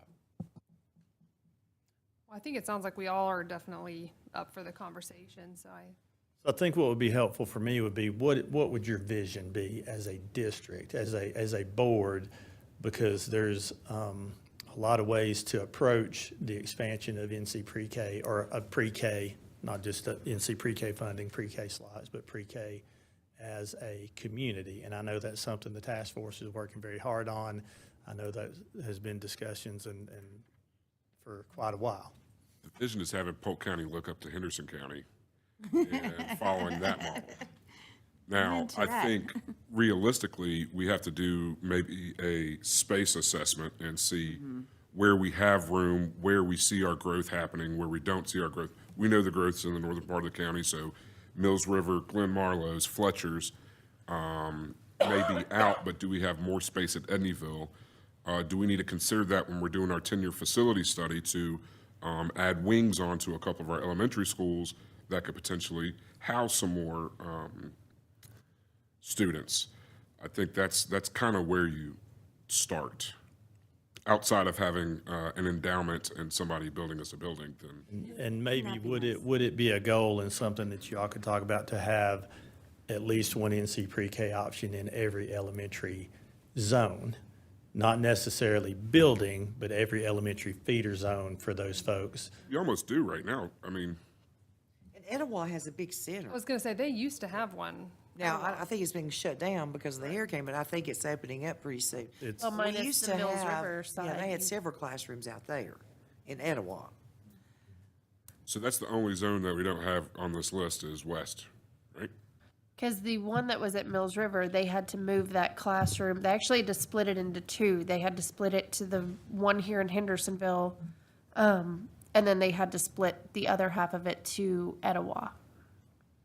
Well, if you're thinking about high school zones, everyone, because there's a teeny sliver of Clear Creek So are you saying goes to zones west, for- but I'm saying for your elementary, Oh, okay. your Yeah, elementaries, absolutely. Great. if that is if that was a But goal for again, you. understandably, that, NC Pre-K and Head Start is focusing on, a certain group of children and parents that in some of your, Marlowe, you may not could fill that with qualified kids. You may could, but anyway, I think that's a goal, certainly, if you had space.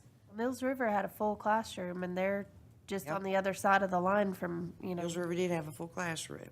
But like Amy had mentioned too, we're not going to have every single family sign up for this, because you have some that prefer to go to, 8 to 12 church preschools and your private preschools, and you have some that are going to pay for other schools, and then you have some that do not want them to go at all.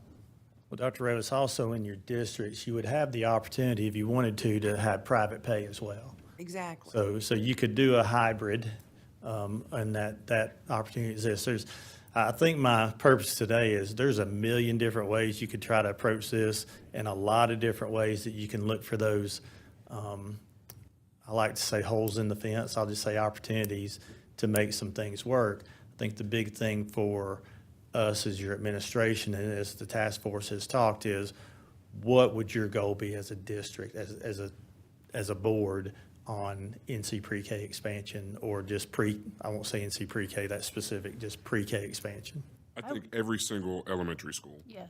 But I think we tied into the 10-year facility study that we're going to talk about here in a minute, and what that would look like, and also in the growth of our schools, or the projected growth of the study that we had done with NC State, to really be able to nail down where are we going to get those kids from, what districts are they going to be in, and then how are we going to find the space. And then after you find the space, then we got to start talking about money.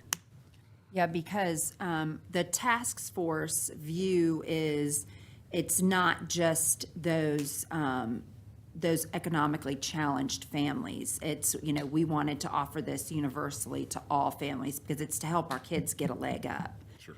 Well, and to be able to transition into their elementary schools is huge. In Polk County, yes, some parents do pay. It's a sliding scale, okay. Usually. Yep. But I would think that we need to think long and hard if we're going to take any of our current state allocated funds or current federal funds to fund a new program. I think we need to think long and hard about that as a board. Oh, yeah, definitely. And our hope as a task force is to get local funds to help with this as well. So, we're not talking about this year or next year. We're talking, and so we wanted to be able to go and talk to commissioners and say, 4 years from now, this is what our hope is. Could you start setting funds aside for this starting 4 years from now? If we're looking at 25,000 a classroom, we're looking at. Well, and you're not going to add them all at once. Right. This would be a gradual growth of, okay, by next year, can we open up one additional elementary school? By the following year, can we progress after we figure out where our 10-year plan is and what? Yeah. Okay. If you're going to go that route, just like a trial and just expand it, it makes sense to go to the high school and just do the reverse and bring in those internships. Because they've done it before, and it worked. It was there for years.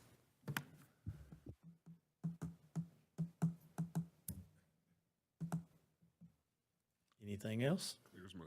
There's Matt. Well, I think for clarity for me is, one, to try to find 13 opportunities for NC pre-K, understanding that we have some there. Yeah. And when we look at some of our population realities, especially our facilities and the capacity there, thinking it will be much different Marlowe, Mills River than at a Dana, which is a very massive school. I mean, that's just a huge building. Or even Edneyville, which was built larger than you needed at the time. So we can do that, and then kind of go from there once we've identified some potentials. And when we talk about the funding sources, I think that is really secondary to the conversation about, can we identify 13 classrooms? Whether that be in a traditional elementary school that we have, that we control, or whether that be a space in the community, or potentially even a high school or a middle school or something like that, which would be unique, but getting a room licensed is getting a room licensed. Now, is there a larger need? I know you've got it on here that we have 3 EC pre-K classrooms. Is that a growing need over the 3 that we have? No. What we're talking about here would be regardless of, anything that you could just come to pre-K. because we fund and we take care of those slots currently and have for many years. We're required to serve 3 through 21, right? Yes, yes. Okay, Thank you. thank you. Thank you, Amy, for your work on this task force.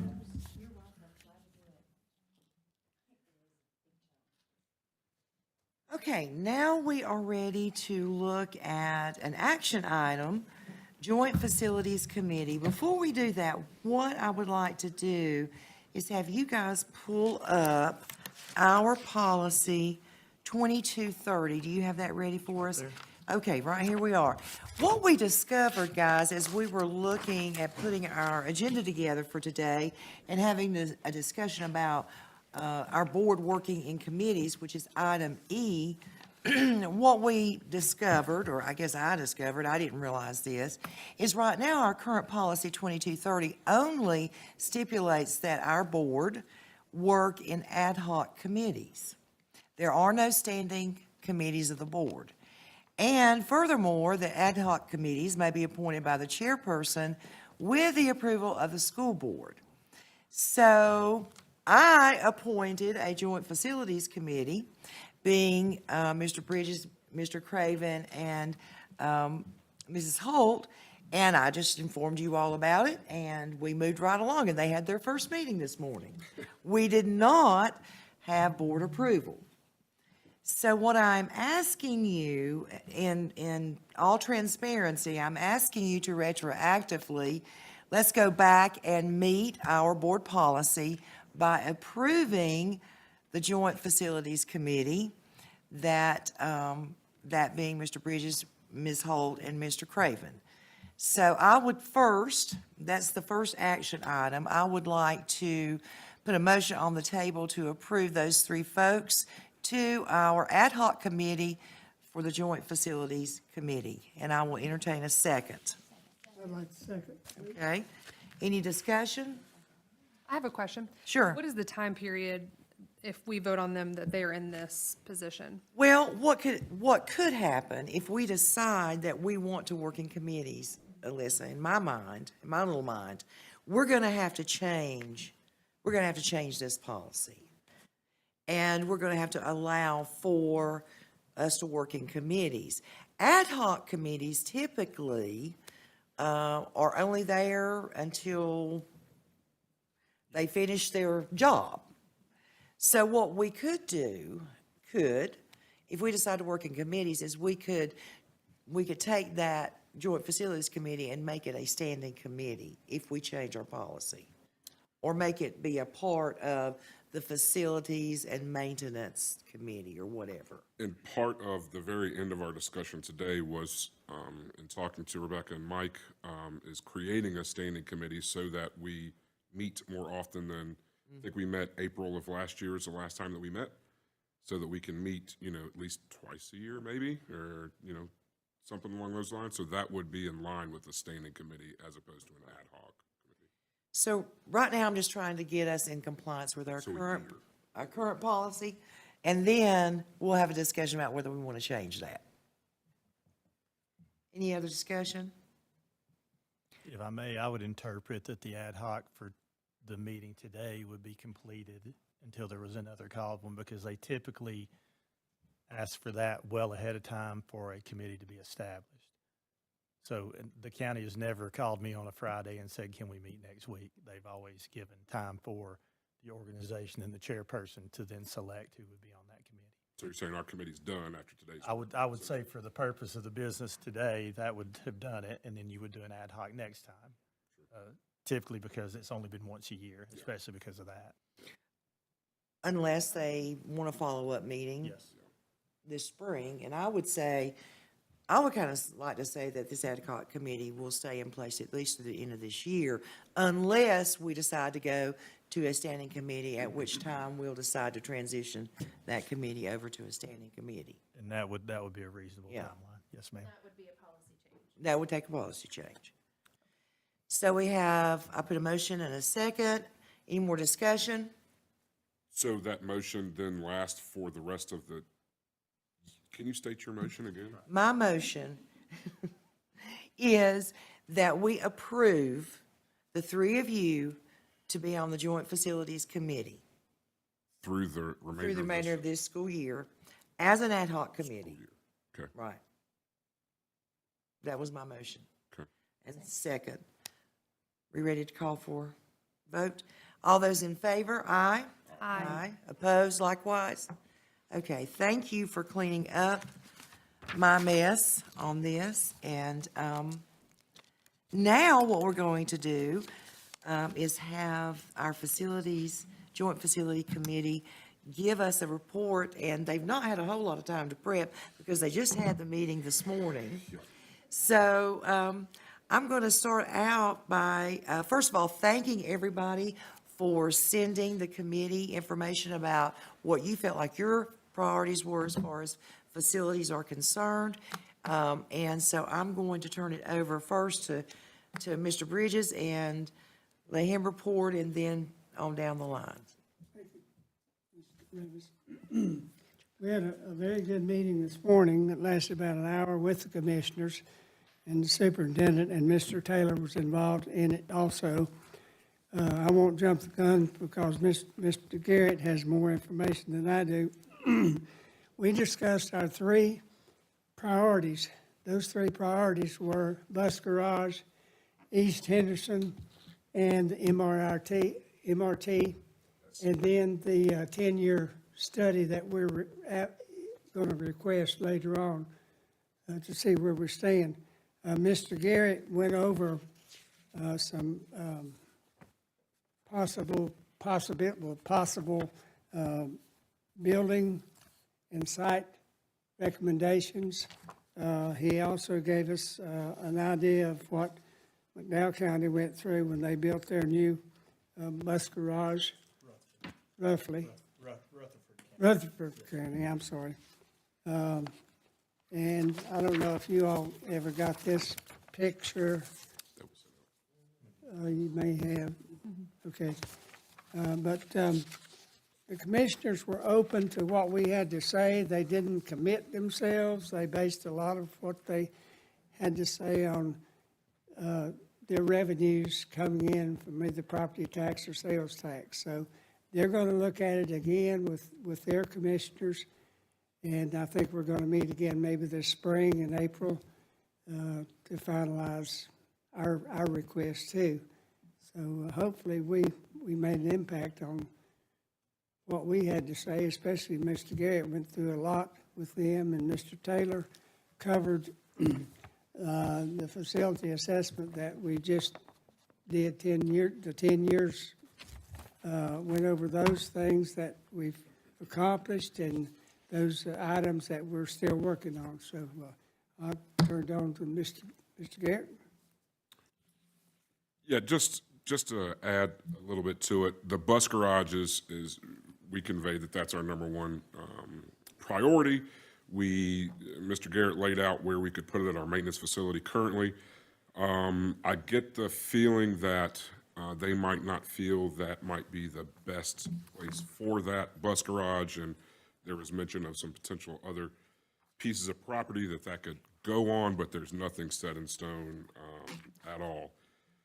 We did talk about East a little bit and really how that would tie into a new 10-year facility study. They agreed, and the county manager agreed that a new facility study, or at least a new pricing guide on our facility study, is necessary, and so that's something that we'll get started hopefully sooner rather than later.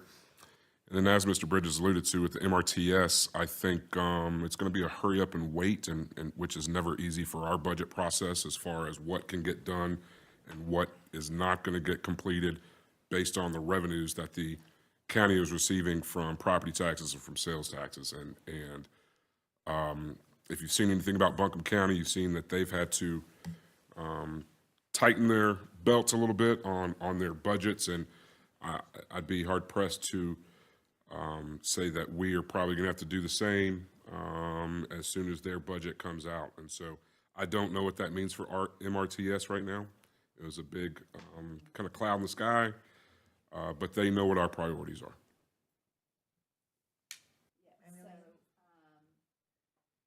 One of the things I asked for was an increase to our MRTS because we used to get 3 cents and then they cut it down to 2 cents.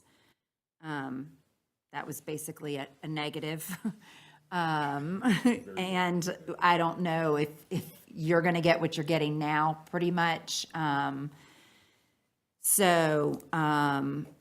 You know, I just explained, you know, my thought process is that the study that just came out for our roads on Four Seasons to expand 26 there, that bridge was a few years ago 30 million, now it's 143 million. And all of construction has been escalated that way. And so while our dollar amount pretty much has remained the same because of the reevaluation a couple of years ago, all the cost for us to do anything has, you know, quadrupled. You know, I doubt we're going to get our penny back, but it is what it is. I did think that they were very supportive of a bus garage. You know, it sounds like they're going to take that back to the other commissioners and discuss it. Rebecca had made a couple of comments. Is that the best piece of property for that, or do we have another piece of property in the county that's better? She did make a comment, which I had never thought about, like expanding the bus garage if it goes right there for maintenance or possibly child nutrition to have offices in it. Which is, you know, a really good point. Blair did bring up leveling Fassifern lot so that we could have some fields on that and possibly share it with the rec department to use for like soccer Saturday mornings. And it sounded like they agreed that we do need a new facility study. And the one thing I want to reiterate that I did mention today was Atkinson Elementary. So we've completed phase 1 of the HVAC system there. Phase 2 was paused when Helene came around, and we have a phase 2 and a phase 3. Phase 2 is 1.3 million-ish, right? 1.5 million for phase 2 or phase 3. And so we have a third of the school conditioned. And I think it's really important that when you start a project like that, you absolutely finish it. So we need to make sure that the MRTS funds, there is a fund balance in MRTS of that would cover that project, that if paving needs to get pushed off or a roof needs to be pushed off for the year, that you finish that project at Atkinson to finish conditioning that building, I think is really, really, really important. And they said they were going to make a decision on releasing those funds. On releasing the funds. Like next yeah. month. But then they would have to approve next year's funds to actually approve phase 3, but it would be smarter if we did both of them together and bid it all out at once and get it done at once. But I don't make that rules. That's about it. So for the purpose of the entire board, the documents I shared were those that you have seen in my weekly updates. So the 2 separate renderings, and in this past update, the 2 potential spots on that maintenance facility site where a 100 by 200 foot building would go that could serve as your new transportation bus garage. I also was able to share the pricing that Rutherford County got on their bus garage, which is essentially the exact same size. It's changed. I mean, their floor plan's a little bit different, but it's essentially a 100 by 200 foot building. And they had a lot of site work on theirs. They had over $3 million worth of site work that they had to do. And for a total of right about $11 million for their project that was bid in 2022 and is finishing up construction now. So if you put an escalation in there, the construction company they worked with was is Beam Construction out of Cherryville. And I talked to their vice president, who said you could maybe put about a 10 to 15% on that for an escalation. He said he feels like that would be a safe number at this point. So that's the information that was shared. And then also Mr. Taylor, the document he shared is the MRTS list from that original 2018 study that came on board in 2019 of what we've accomplished as a board and as a district, and then also what systems are still out there off of that major study. to accomplish, not including some things that will come up in that time. For example, your turf fields. This is year 8. So the last of your warranty year, they tell you a lifespan on them is 10. If you take care of them very well, you can probably get about 12. We do maintain those every summer and do what we can to make sure that they are in tip-top shape year after year. So we feel good about getting them to that 12 year at this point, but only time will tell. So those are the other pieces that we spent a long time talking about today as well. Did East come up and the expansion project on that? Yeah, we talked about East a lot, but I think the prudent thing to do there is when we expand, and we need to do a new 10-year facility study with look at all of our 2 million square feet, but with a real focus on what exactly does East look like? Because we have a plan, but it's $27 million in 2018. But it also, I don't believe, covered all the corridors. So yes, we discussed it, but I think the plan was to get a new 10-year facility study and then look at it at that point. And then I have no doubt that that project's going to get greenlit at some point here in the near future. Well, thank you for your work. Any more questions for the committee? Well, that's probably next year, but I would like to see it sometime this summer, maybe July or so. we mentioned, I think the smartest thing to do is during budget season, this time of the year, because you're starting to figure out, where revenues lie and that sort of thing. And then again, as school starts, maybe August, in the summer, somewhere around there, to really start put pen to paper and start get some things done. But we don't have a specific date. So, did I hear you correctly when Commissioner McCall and Commissioner Edney would like to meet often? They would. I think we've said this every meeting, every time we've had it. It just hasn't happened. So who opens the door for the next meeting? I think Mr. Garrett and the county manager could probably work on that and get us in the same room, I'm sure. So the invitation has always come from the county. But we could initiate it if We could, and it could be something that you work on as joint boards to say, we're going to set it quarterly, or we're going to set it 3 times. Mr. Craven makes a good point to be talking during budget time. I also think it's always good to talk in the fall so that they know, one, kind of what you're accomplishing and what you're going to be looking for before that budget time, because the things that we can't control is what the state gives us. We can't control how much your utilities are going to go up, but we do know, based on your study and based on the reports that we put together on when HVAC systems have a lifespan, when roofs have a lifespan, when those things have a lifespan. So this is a variable that is not as wide and uncontrollable as, say, your state funding or some of your other stuff that comes along. So I think it would be wise just to say this is a committee that meets X. Be smart. I agree. I do Very too. smart. I do too. And a lot of the work seems to be hinging on this updated 10-year facility study. So when are we going to do that, and what does that update look like?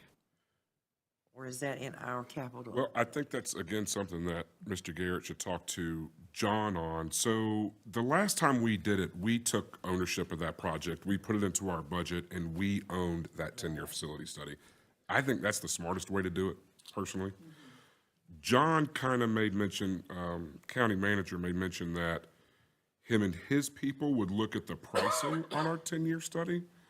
I think the smartest thing to do is take funding that we have from one of our projects that's left over. I think we spent 60 grand, 50 grand on that 10-year facility study. It took like six months to complete it. I'm sure that's more expensive now, but we can work with some of the partners that we've used for, LS3P or whatever for Hendersonville High School, see if they could do it, and we own that document. 6 months. No, 60,000. Oh, 60,000. Yeah, sorry. And that's what it costs in 18. So it's a very comprehensive. They look at every single light bulb. They look at everything inside of the buildings. And you've seen that document, that the 10-year facility study we have now. I mean, it is very, very comprehensive.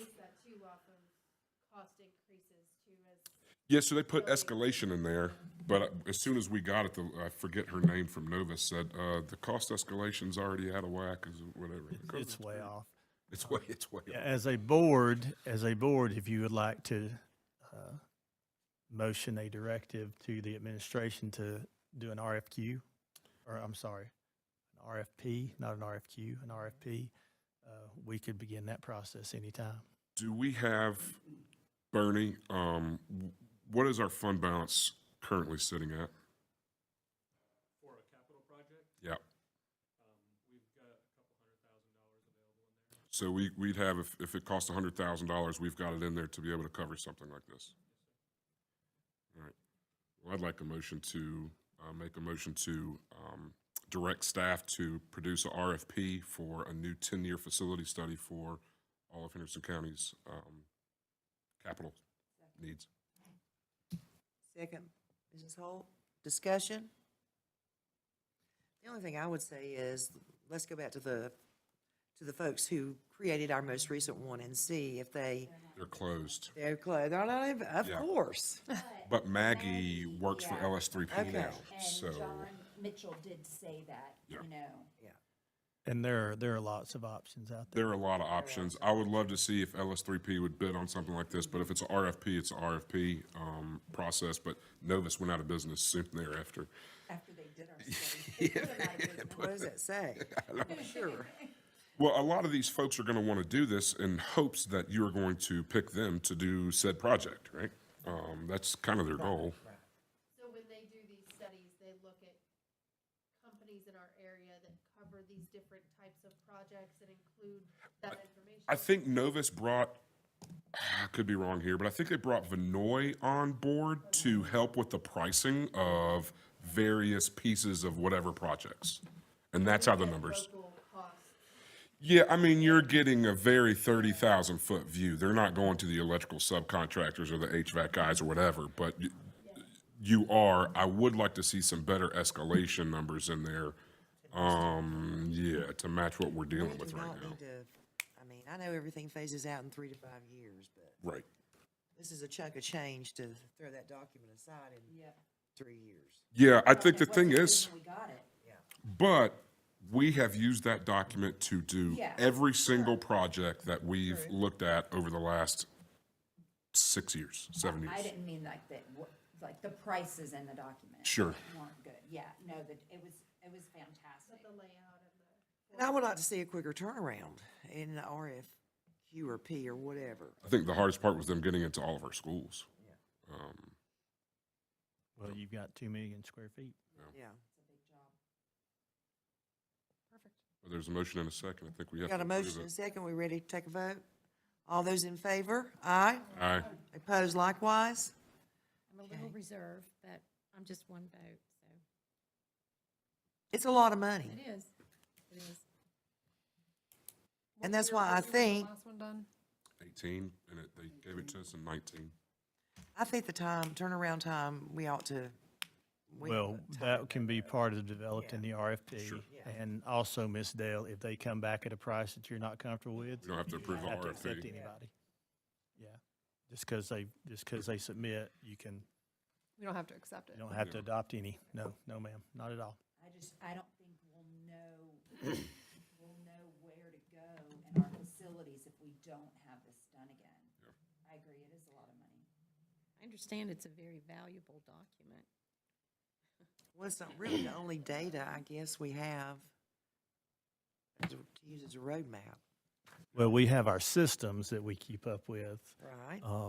Internally, but when you're talking about actual brick and mortar building and brick and mortar renovation, that is not in line with what we handle every day. Yeah, I mean, it guided our whole safety initiative essentially after Parkland. Okay, next on the agenda, we have our discussion about board committees. And again, you saw previously our current policy, 2230, 2330, 2230. Could you bring that up one more time, guys?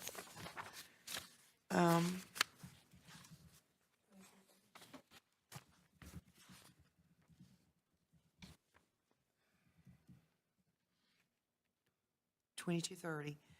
Now, right now, all we have the authority to work in would be ad hoc committees that are appointed by the chair with approval of the board. And again, ad hoc committees they have no final authority and are subordinate to an advisor to the school board, which every committee would have that. But what I would like to do is to have a discussion. We've talked a couple times about the possibility of doing some standing committees and how that would work. Mr. Garrett has experience in, I guess it was in McDowell County, that worked in standing committees. Yes, ma'am. And those committees were in place when we did our board reorganization every December. That's when the committees kind of changed, or they set the committees. You know, my only familiarity with it is working with Blue Ridge Community College on their board. Of course, it's a huge board, probably 17 members, and we did work in committees.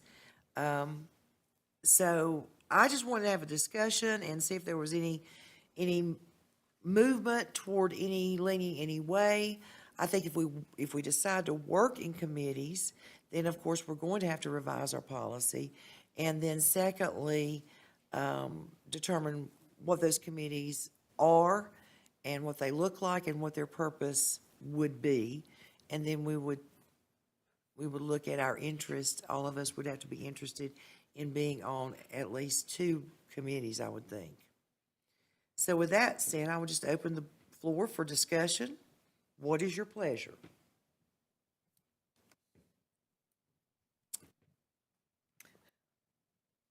Oh, wow. We're looking at you for some reason. She brought it up. Because you brought it up earlier. I did, I'm sorry, I was making notes. Well, I personally would like to be on I had it on, didn't I? Okay. I would like to be on the policy committee. It's like a Rubik's Cube that you can never solve. They're so intertwined, and they're so complex sometimes, it's like, oh my gosh. So it's literally a real challenge to me. I like it. And it is the hub, seems to be. So you would like for us to look at changing our policy to work in committees? I would, because I don't see how you could, I mean, it would be an ongoing thing, and then you would tag off, tag someone, and the next committee would come in. Does that make sense? Well, it gives us opportunities to dig deeper into certain things because, like, you take the policy committee and it's just layer upon layer upon layer. So I agree with Sheila.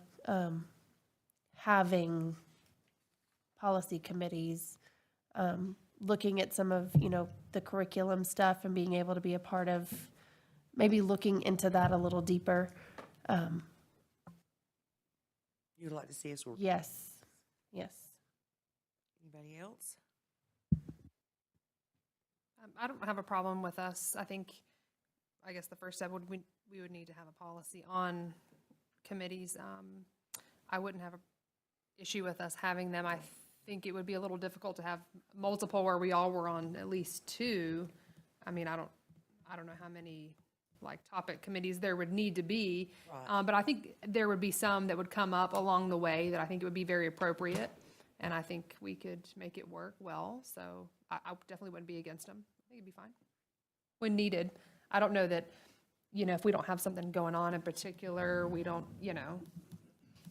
but to have the ability to, I think would be wise. That's what an ad hoc committee is, right? An ad hoc is just as needed. Right. And then it's dissolved when that need is completed, or addressed, rather. You as chairman, do you foresee, what committees do you foresee, if we need any at all? Well, I know, let's pull up the policy that you're familiar with in another county, which we will not name, and, You're going to see its name right here.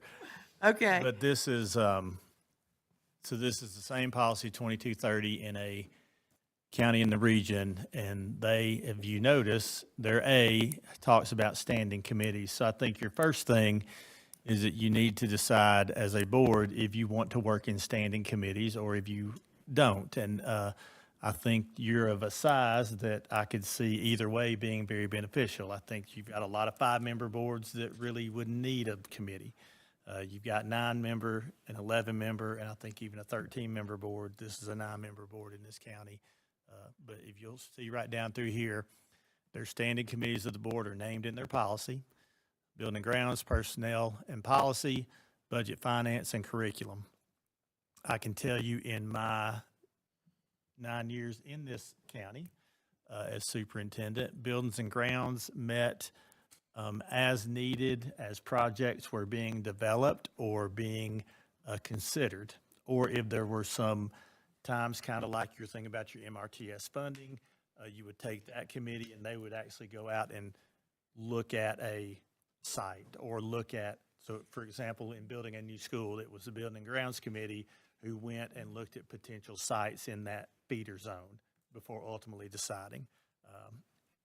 Other than that, there's not a lot that that committee does. Personnel policy, in the 9 years, personnel was twice of that policy, of that standing committee. Policy was twice a year at least, because you get the spring refresh and you get the fall refresh. And what was really good about that is we brought them in, we fed them pizza at 3:30 or 4 o'clock, and we just went, and we went line by line by line. Budget and Finance typically met a couple to 3 times a year. They always met with the auditors first and asked lots of questions of the auditors, and then came out and presented the report. And then The audit report? they commented They after. commented on the audit report. So they heard the comprehensive one, like the down and dirty, detailed one, and then the auditor would give the overview to the entire board, and then the chair of the finance committee would provide context and then make the motion to accept the audit, was typically. And then curriculum met maybe 5 times in 9 years. Curriculum met anytime there was a big shift in programs. For example, if you were approving a new program for a CTE or a high school program, or if you were looking at lack of participation and eliminating a program from a high school or a middle school or whatever that would be. So the one that met the most frequently, consistently, was Personnel and Policy for policy, Budget and Finance a couple of times a year. That was always one that I worked with the chair to try to get our newer members on a lot of times, because seeing the budget is really, really indicative of what we do as a district, and it's huge, as you have learned. Policy was typically people that like to read policy. That was the one that was kind of who's willing to be on policy, because they knew it was very tedious. And then Buildings and Grounds was where a lot of times when you get the different 9 members and they have a background in that, a business background, a lot of times was on finance, budget.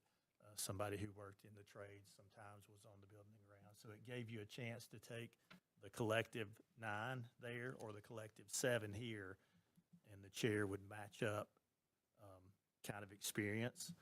They always did name a chair of each. The chair was never a member of a committee, but would sometimes attend, and the committee sizes were 1 less than a quorum. So But they're still open meetings. they are open meetings, so you still notice them. People are allowed to attend them if they would like to, and that's how they operated there. Standing committee, as you see there, may only make recommendations to the board and has no authority to act on behalf. That's a good reminder that you all only act as a body corporate, and you only act in an open meeting when there is a quorum present. So there were very few times that a committee action and recommendation was not accepted, but there were a couple. So they would be meetings that, like for instance, we could meet, if there was a curriculum meeting or there was a policy meeting, you would meet here where it was, Or wherever. So Buildings and Grounds a lot of times would meet at the Where they were gonna facility be. or at the potential site. and then just take your recommendations and your concerns and your questions back in the board meetings. So for us, it would Like be you 3 guys people. reported out today. We would just have to make sure that there's a lot of good communication. And for Very us, it would much, be and- 3 people. And from operationally, that chairperson of each standing committee would then be the one that gave that report. We got the report. or make the What did you recommendation. say, Beth? I'm sorry, I missed. It'd be three, sorry, my nose is super stuffy. It'd be 3 people per, because you said it had to be one less than a quorum, right? Right. Thank Okay. three, yes. One less than a quorum is how they did business. And that was always there because then people knew you could not take action. There was not a quorum present, you could not take action. Same way that we notice in a work session that no action will be taken. Your regular monthly meeting is really where your action should take place. Okay, and you said the chair would sometime attend those meetings? If they did not go over a quorum. Okay, gotcha.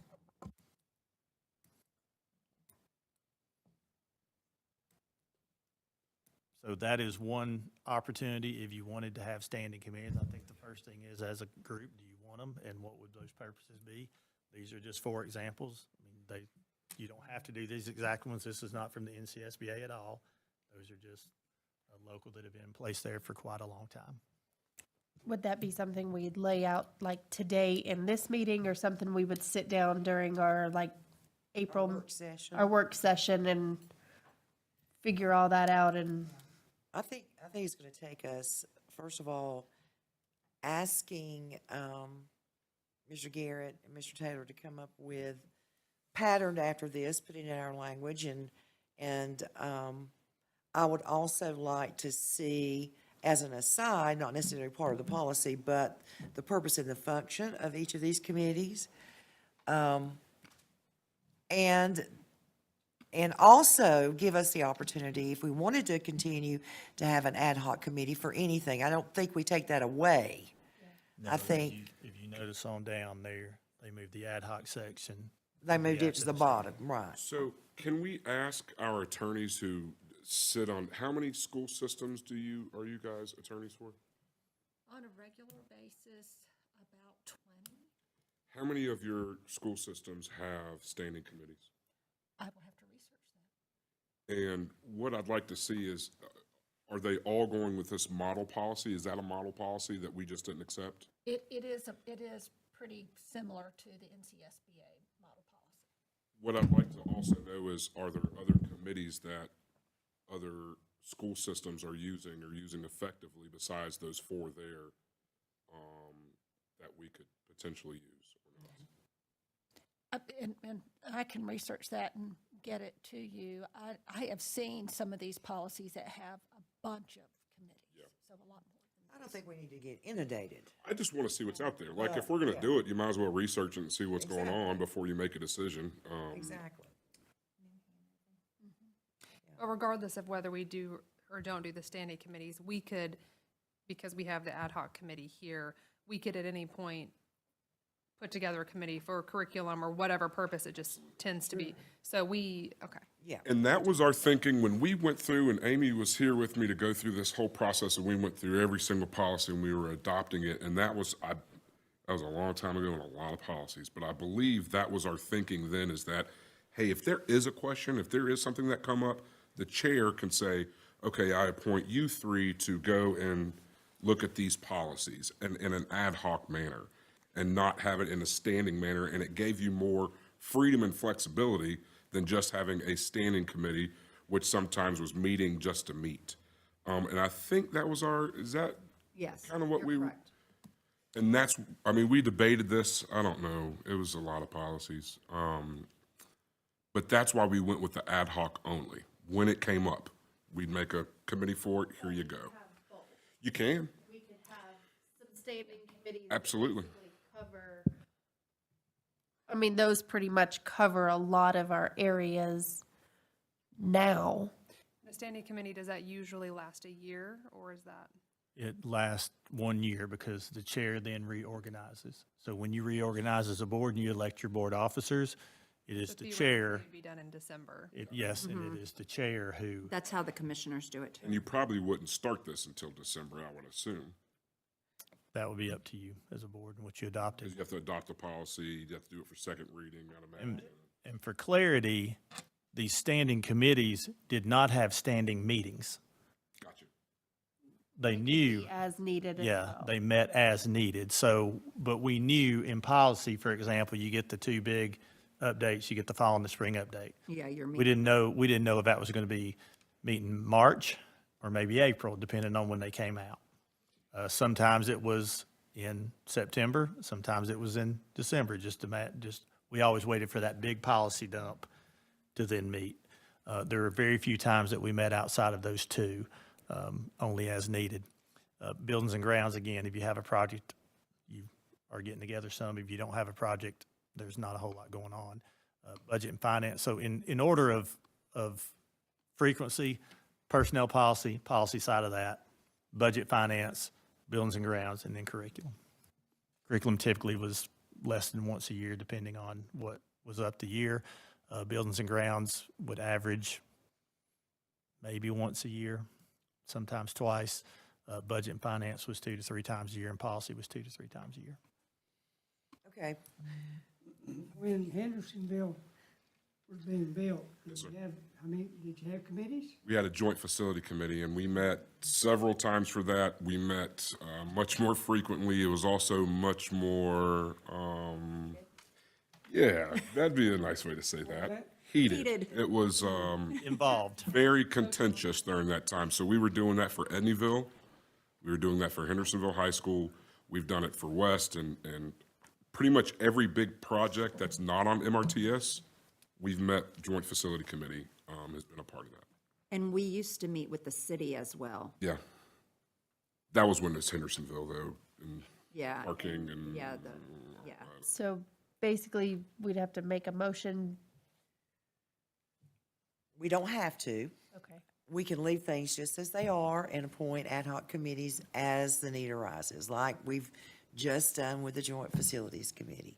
Or somebody can make a motion that we want to investigate working in committees, investigate what other school districts are doing, what committee options they have, and then come back and look at a policy change based on that. Need a motion for that, or can we instruct, we can just instruct staff to look do into that? it. Can instruct your attorney to. Yeah, I think you report can on the instruct number of- staff to do that, and then maybe next month, once we get that information back, you can then look and see, okay, based on blah, blah, blah, blah, blah, and these counties are doing this, do we want to have a standing committee or Right. not? And we could probably look at that, if you could have that ready for us in Yeah, April. when we can, our we can work have session. everybody at least Iredell this way, mostly, most of the west, we can have the western part of the state, knowing who does and who doesn't. And what I would include with that to help you too is, who's a 5-member, who's a 7-member, who's a 9-member, who's a, That would be a good just information. so you understand the different sizes. And our next board meeting, remember, we start at 1:00 with a board work session in April. It says 9. 12 or 1? Well, is it 9, 12, or 1? Who said 9? We've I done did, if you 12. look at, It's new. no, if you look at the general operations, the very last link, April 14th, BOE Budget Workshop, 9 a.m. Central Office. Oh, it's on my calendar, it's 12. I think that's wrong. So that's wrong on I that. think Yeah, it's that's the new. old, the last time we didn't have a board meeting. Okay. You did it separate from your board meeting day. Oh, that's right, it was like an all day. Okay. 12. 12 or 9? 12. Yeah, what is it? 12, we're going to have lunch, just like we did last month. 12 is 9. All right. What was the date? I'm kidding. It's the 14th. April 14th, 12 o'clock. All right. Out back, Oh, Oh, Hey. are you buying Robert? yeah. Talk to Miss Clayton. Miss Clayton, you heard him. She is your hostess. I'd rather have Shine. All right. Losing on control. Then yes, I have lost control. So for clarity, Yes. So I would like to ask the chair to direct staff to look at Right. various standing committees across our region and bring back to us some information on who's doing them, what the size of their boards are, what the various standing committees are, and have that prepared for us by our April 14th budget meeting. At 12 o'clock. Okay. All right, thank you. Good? That's good. Now we're ready for our superintendent reports. What? you've not heard from Mr. Taylor at all? I know. We have not heard from Come on, Mr. Mr. Taylor at Taylor. all. He's been waiting so His patiently. legs are cramped up over there. Thought y'all had forgotten about me. No such hope, Mr. Taylor, no such hope. So for this month's capital update, start first of all with closing out the bleacher project at East Henderson High School and West Henderson High School, where we replaced the old wooden bleachers in those auxiliary gymnasiums. At last month's meeting, they were pretty much finished. There was some electrical issues that were getting addressed, and so those have since been addressed. The bleachers have been inspected and approved for student and visitor use. And so that project is officially complete. As we look at MRTS, we have one big project continuing on, and very soon the time will come where this project isn't listed up here any longer. So to start with, I do have some pictures that I can show you. The first round of pictures will be from Area A, so that new front entrance. So you can see the nice Falcon logo there and just how welcoming that new entrance is. That really shows you that is the front entrance to the West Henderson facility. The picture beside it is inside the front office area. And so since our last meeting, the ceiling grid and tiles have been put in, the lights, the flooring, and then also the front desk and cabinet behind the front desk. So here's just a couple of additional pictures of that area. So that's where the front office receptionist will work, and then the cabinet area that's behind her desk. As we look at Area B, these are the doors that will enter into Area B or exit from the new Area B. Again, this is the connector from the X building to the gymnasium area.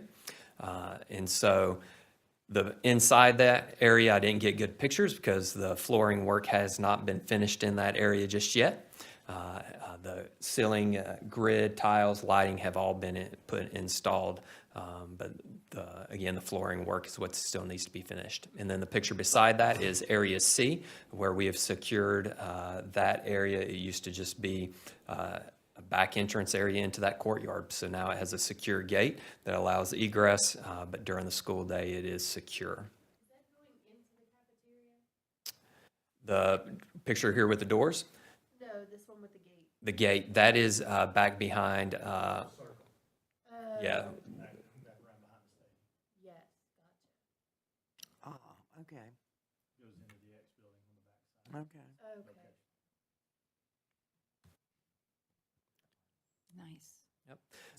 And so in terms of countdown, we are into the final run of the countdown for this project. The ribbon cutting for this project has been scheduled for April 4th at 10 a.m. And so that's when it will officially get turned over to us for our students and staff at West Henderson to use. So really excited for that day to get here. Yes. All right. Any questions? I have a question. Yes, sir. How much damage was done to the bleachers at the football field at East?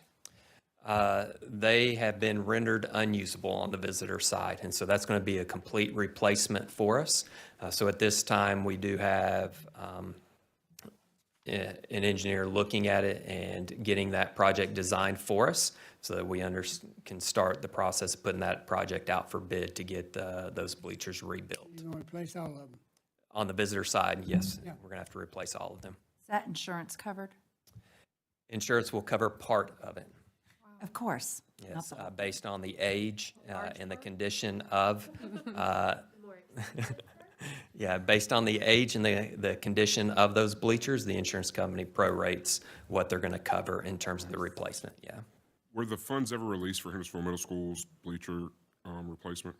So that is, we're going to use local funds for that, and so we're. Those are MRTS funds, right? No? No, so that'll come out of our local capital outlay. And so we're going to get that taken care of. Yes. Why are we replacing those? Have you seen them? Look like somebody No. chewing on them. Oh, really? No, I've not It seen them. is There's a horrible. lot of pock marks. It's like where the kids either kick them and break them or pull them, and then like the whole top row, you can't even sit in because there's Oh, wow. nothing to sit in or on. No, we just replaced those. You know, the gym? Hendersonville Middle School, in the gym. You ever been in that gym? Well, I was there this fall for something, but I must have been in an okay Take a look at them. They are bad. I wasn't up top either. They are really bad. Wow. Wow. So we don't have to replace the entire bleacher system, we're just replacing the seats. So, With a different company, right? yes, sir. Same company that we've worked with for East and West.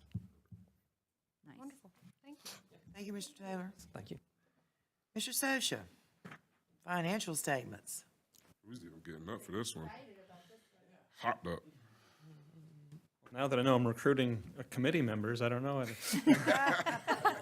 He's like victims. Don't know that yet. I choose Charles Barkley. If you remember those commercials where they were picking the kids for Yeah. Actually, we don't watch it anymore. You stream everything. All right, just got one to talk about tonight. Local current expense and other restricted through February. Revenues for the year, we've got $30,490,000, and our expenditures are at $24,940,000. Point out, our revenues, they come in, we're at 71% of our budgeted revenues, but a lot of that is actually fund balance, so we're actually right at 80% with 8 payments from the county of our 10. And our expenditures are sitting at 58% of our expenditures. As we've seen increase, we're $2.5 million more this year than last year, but on track to finish as we are budgeted out. Gonna finish in the black. Yep. Nice. Good. Not a lot. Don't need a lot. Need But $1 we're in the black. tracking right to be right there on the line this year, so. Without fund balance, but that's Yeah, we want to keep as much as we can for the future. Yes. Is that it, Mr. Sosha? That is all I have for this evening. Any questions? All right, let's move right along to Mr. Garrett for general operations. Thank you, Dr. Revis. It's my pleasure to share. So we are registering the class of 2038 right now. At present, we have 493. They How's that keep ticking tracking? up. So right on track, and your rallies, majority of them will happen this week and next, or this week. You had 3 last week. You have, I think, 6 or 7 this week, and then we'll have a couple after spring break. March is Arts in Our Schools Month, as you heard today. Great investment in arts has yielded great results. Optional, it's on March 11th, that's an optional teacher work day for Flex Calendar. Today began the intersession for Flex Calendar, so there's spring break. I always ask them not to send dirty emails to their colleagues who still have another week before spring break, that they have their 3 weeks. I'm like, please be nice and don't rub it in too badly. March 17th to 21st is spring break for all students and staff at HCPS. April is School Library Month and Occupational Therapy Month. We'll be hosting our 2nd annual Job Fair on April the 5th from 9 to 12 at North Henderson High School, hiring for all positions within the HCPS team and family. We knew would be successful last year, but was much more successful than we thought. And we got some quality folks both on the certified and the non-certified side, so we're going to do it again this year. School board tours for April will be on the 9th, and you'll have the opportunity to see Clear Creek, Fletcher, and Hendersonville High School. April 10th, Superintendent Teacher Advisory Council meeting will take place at 3:30. The Parent Advisory Council meeting will take place at 5:30. We have our budget workshop on the 14th before your regular meeting. That time will be 12 o'clock for the budget workshop, with plenty of food requests that I have heard. So just email the others if you have desserts, drinks, whatever it is you prefer. But email those to Miss Clayton, because she is the one that will be helping there. I'll be texting Mark. happy to serve. Your regular meeting will be at got your credit card. No, she doesn't. She has your credit card, Mr. Board Member. The regular meeting will begin at 4, closed session at 3. NC Scholars Luncheon, if you'll make that date, and I appreciate Ms. Clayton going ahead and sending those dates out to you a couple of weeks ago so you can get them on your calendar, because we have the NC Scholars Luncheon will be at 11:30 on the 17th at Blue Ridge Conference Hall. The 25th is Special Olympics of Henderson County. Their spring games will be at East Henderson High School. If you have not gone to that, you need to go see that. That is, I've seen impressive Special Olympics celebrations, and they pale in comparison to what I've seen in this county, in this community. So the rain date will be on May the 2nd, and then the education celebration from the Henderson County Education Foundation will be at 5:30 on April the 29th. The venue has changed this year to Point Lookout Vineyard. So you'll be receiving, I'm sure, invitations to that, but just wanted you to make sure you got all of these things down on your calendar. And that is my report for this month. I move that we adjourn. Do I have a A second? second. You didn't know I could- I didn't know. I knew you could make it. I didn't know you were going to. All That those is in favor, awesome. aye? Opposed? We are adjourned.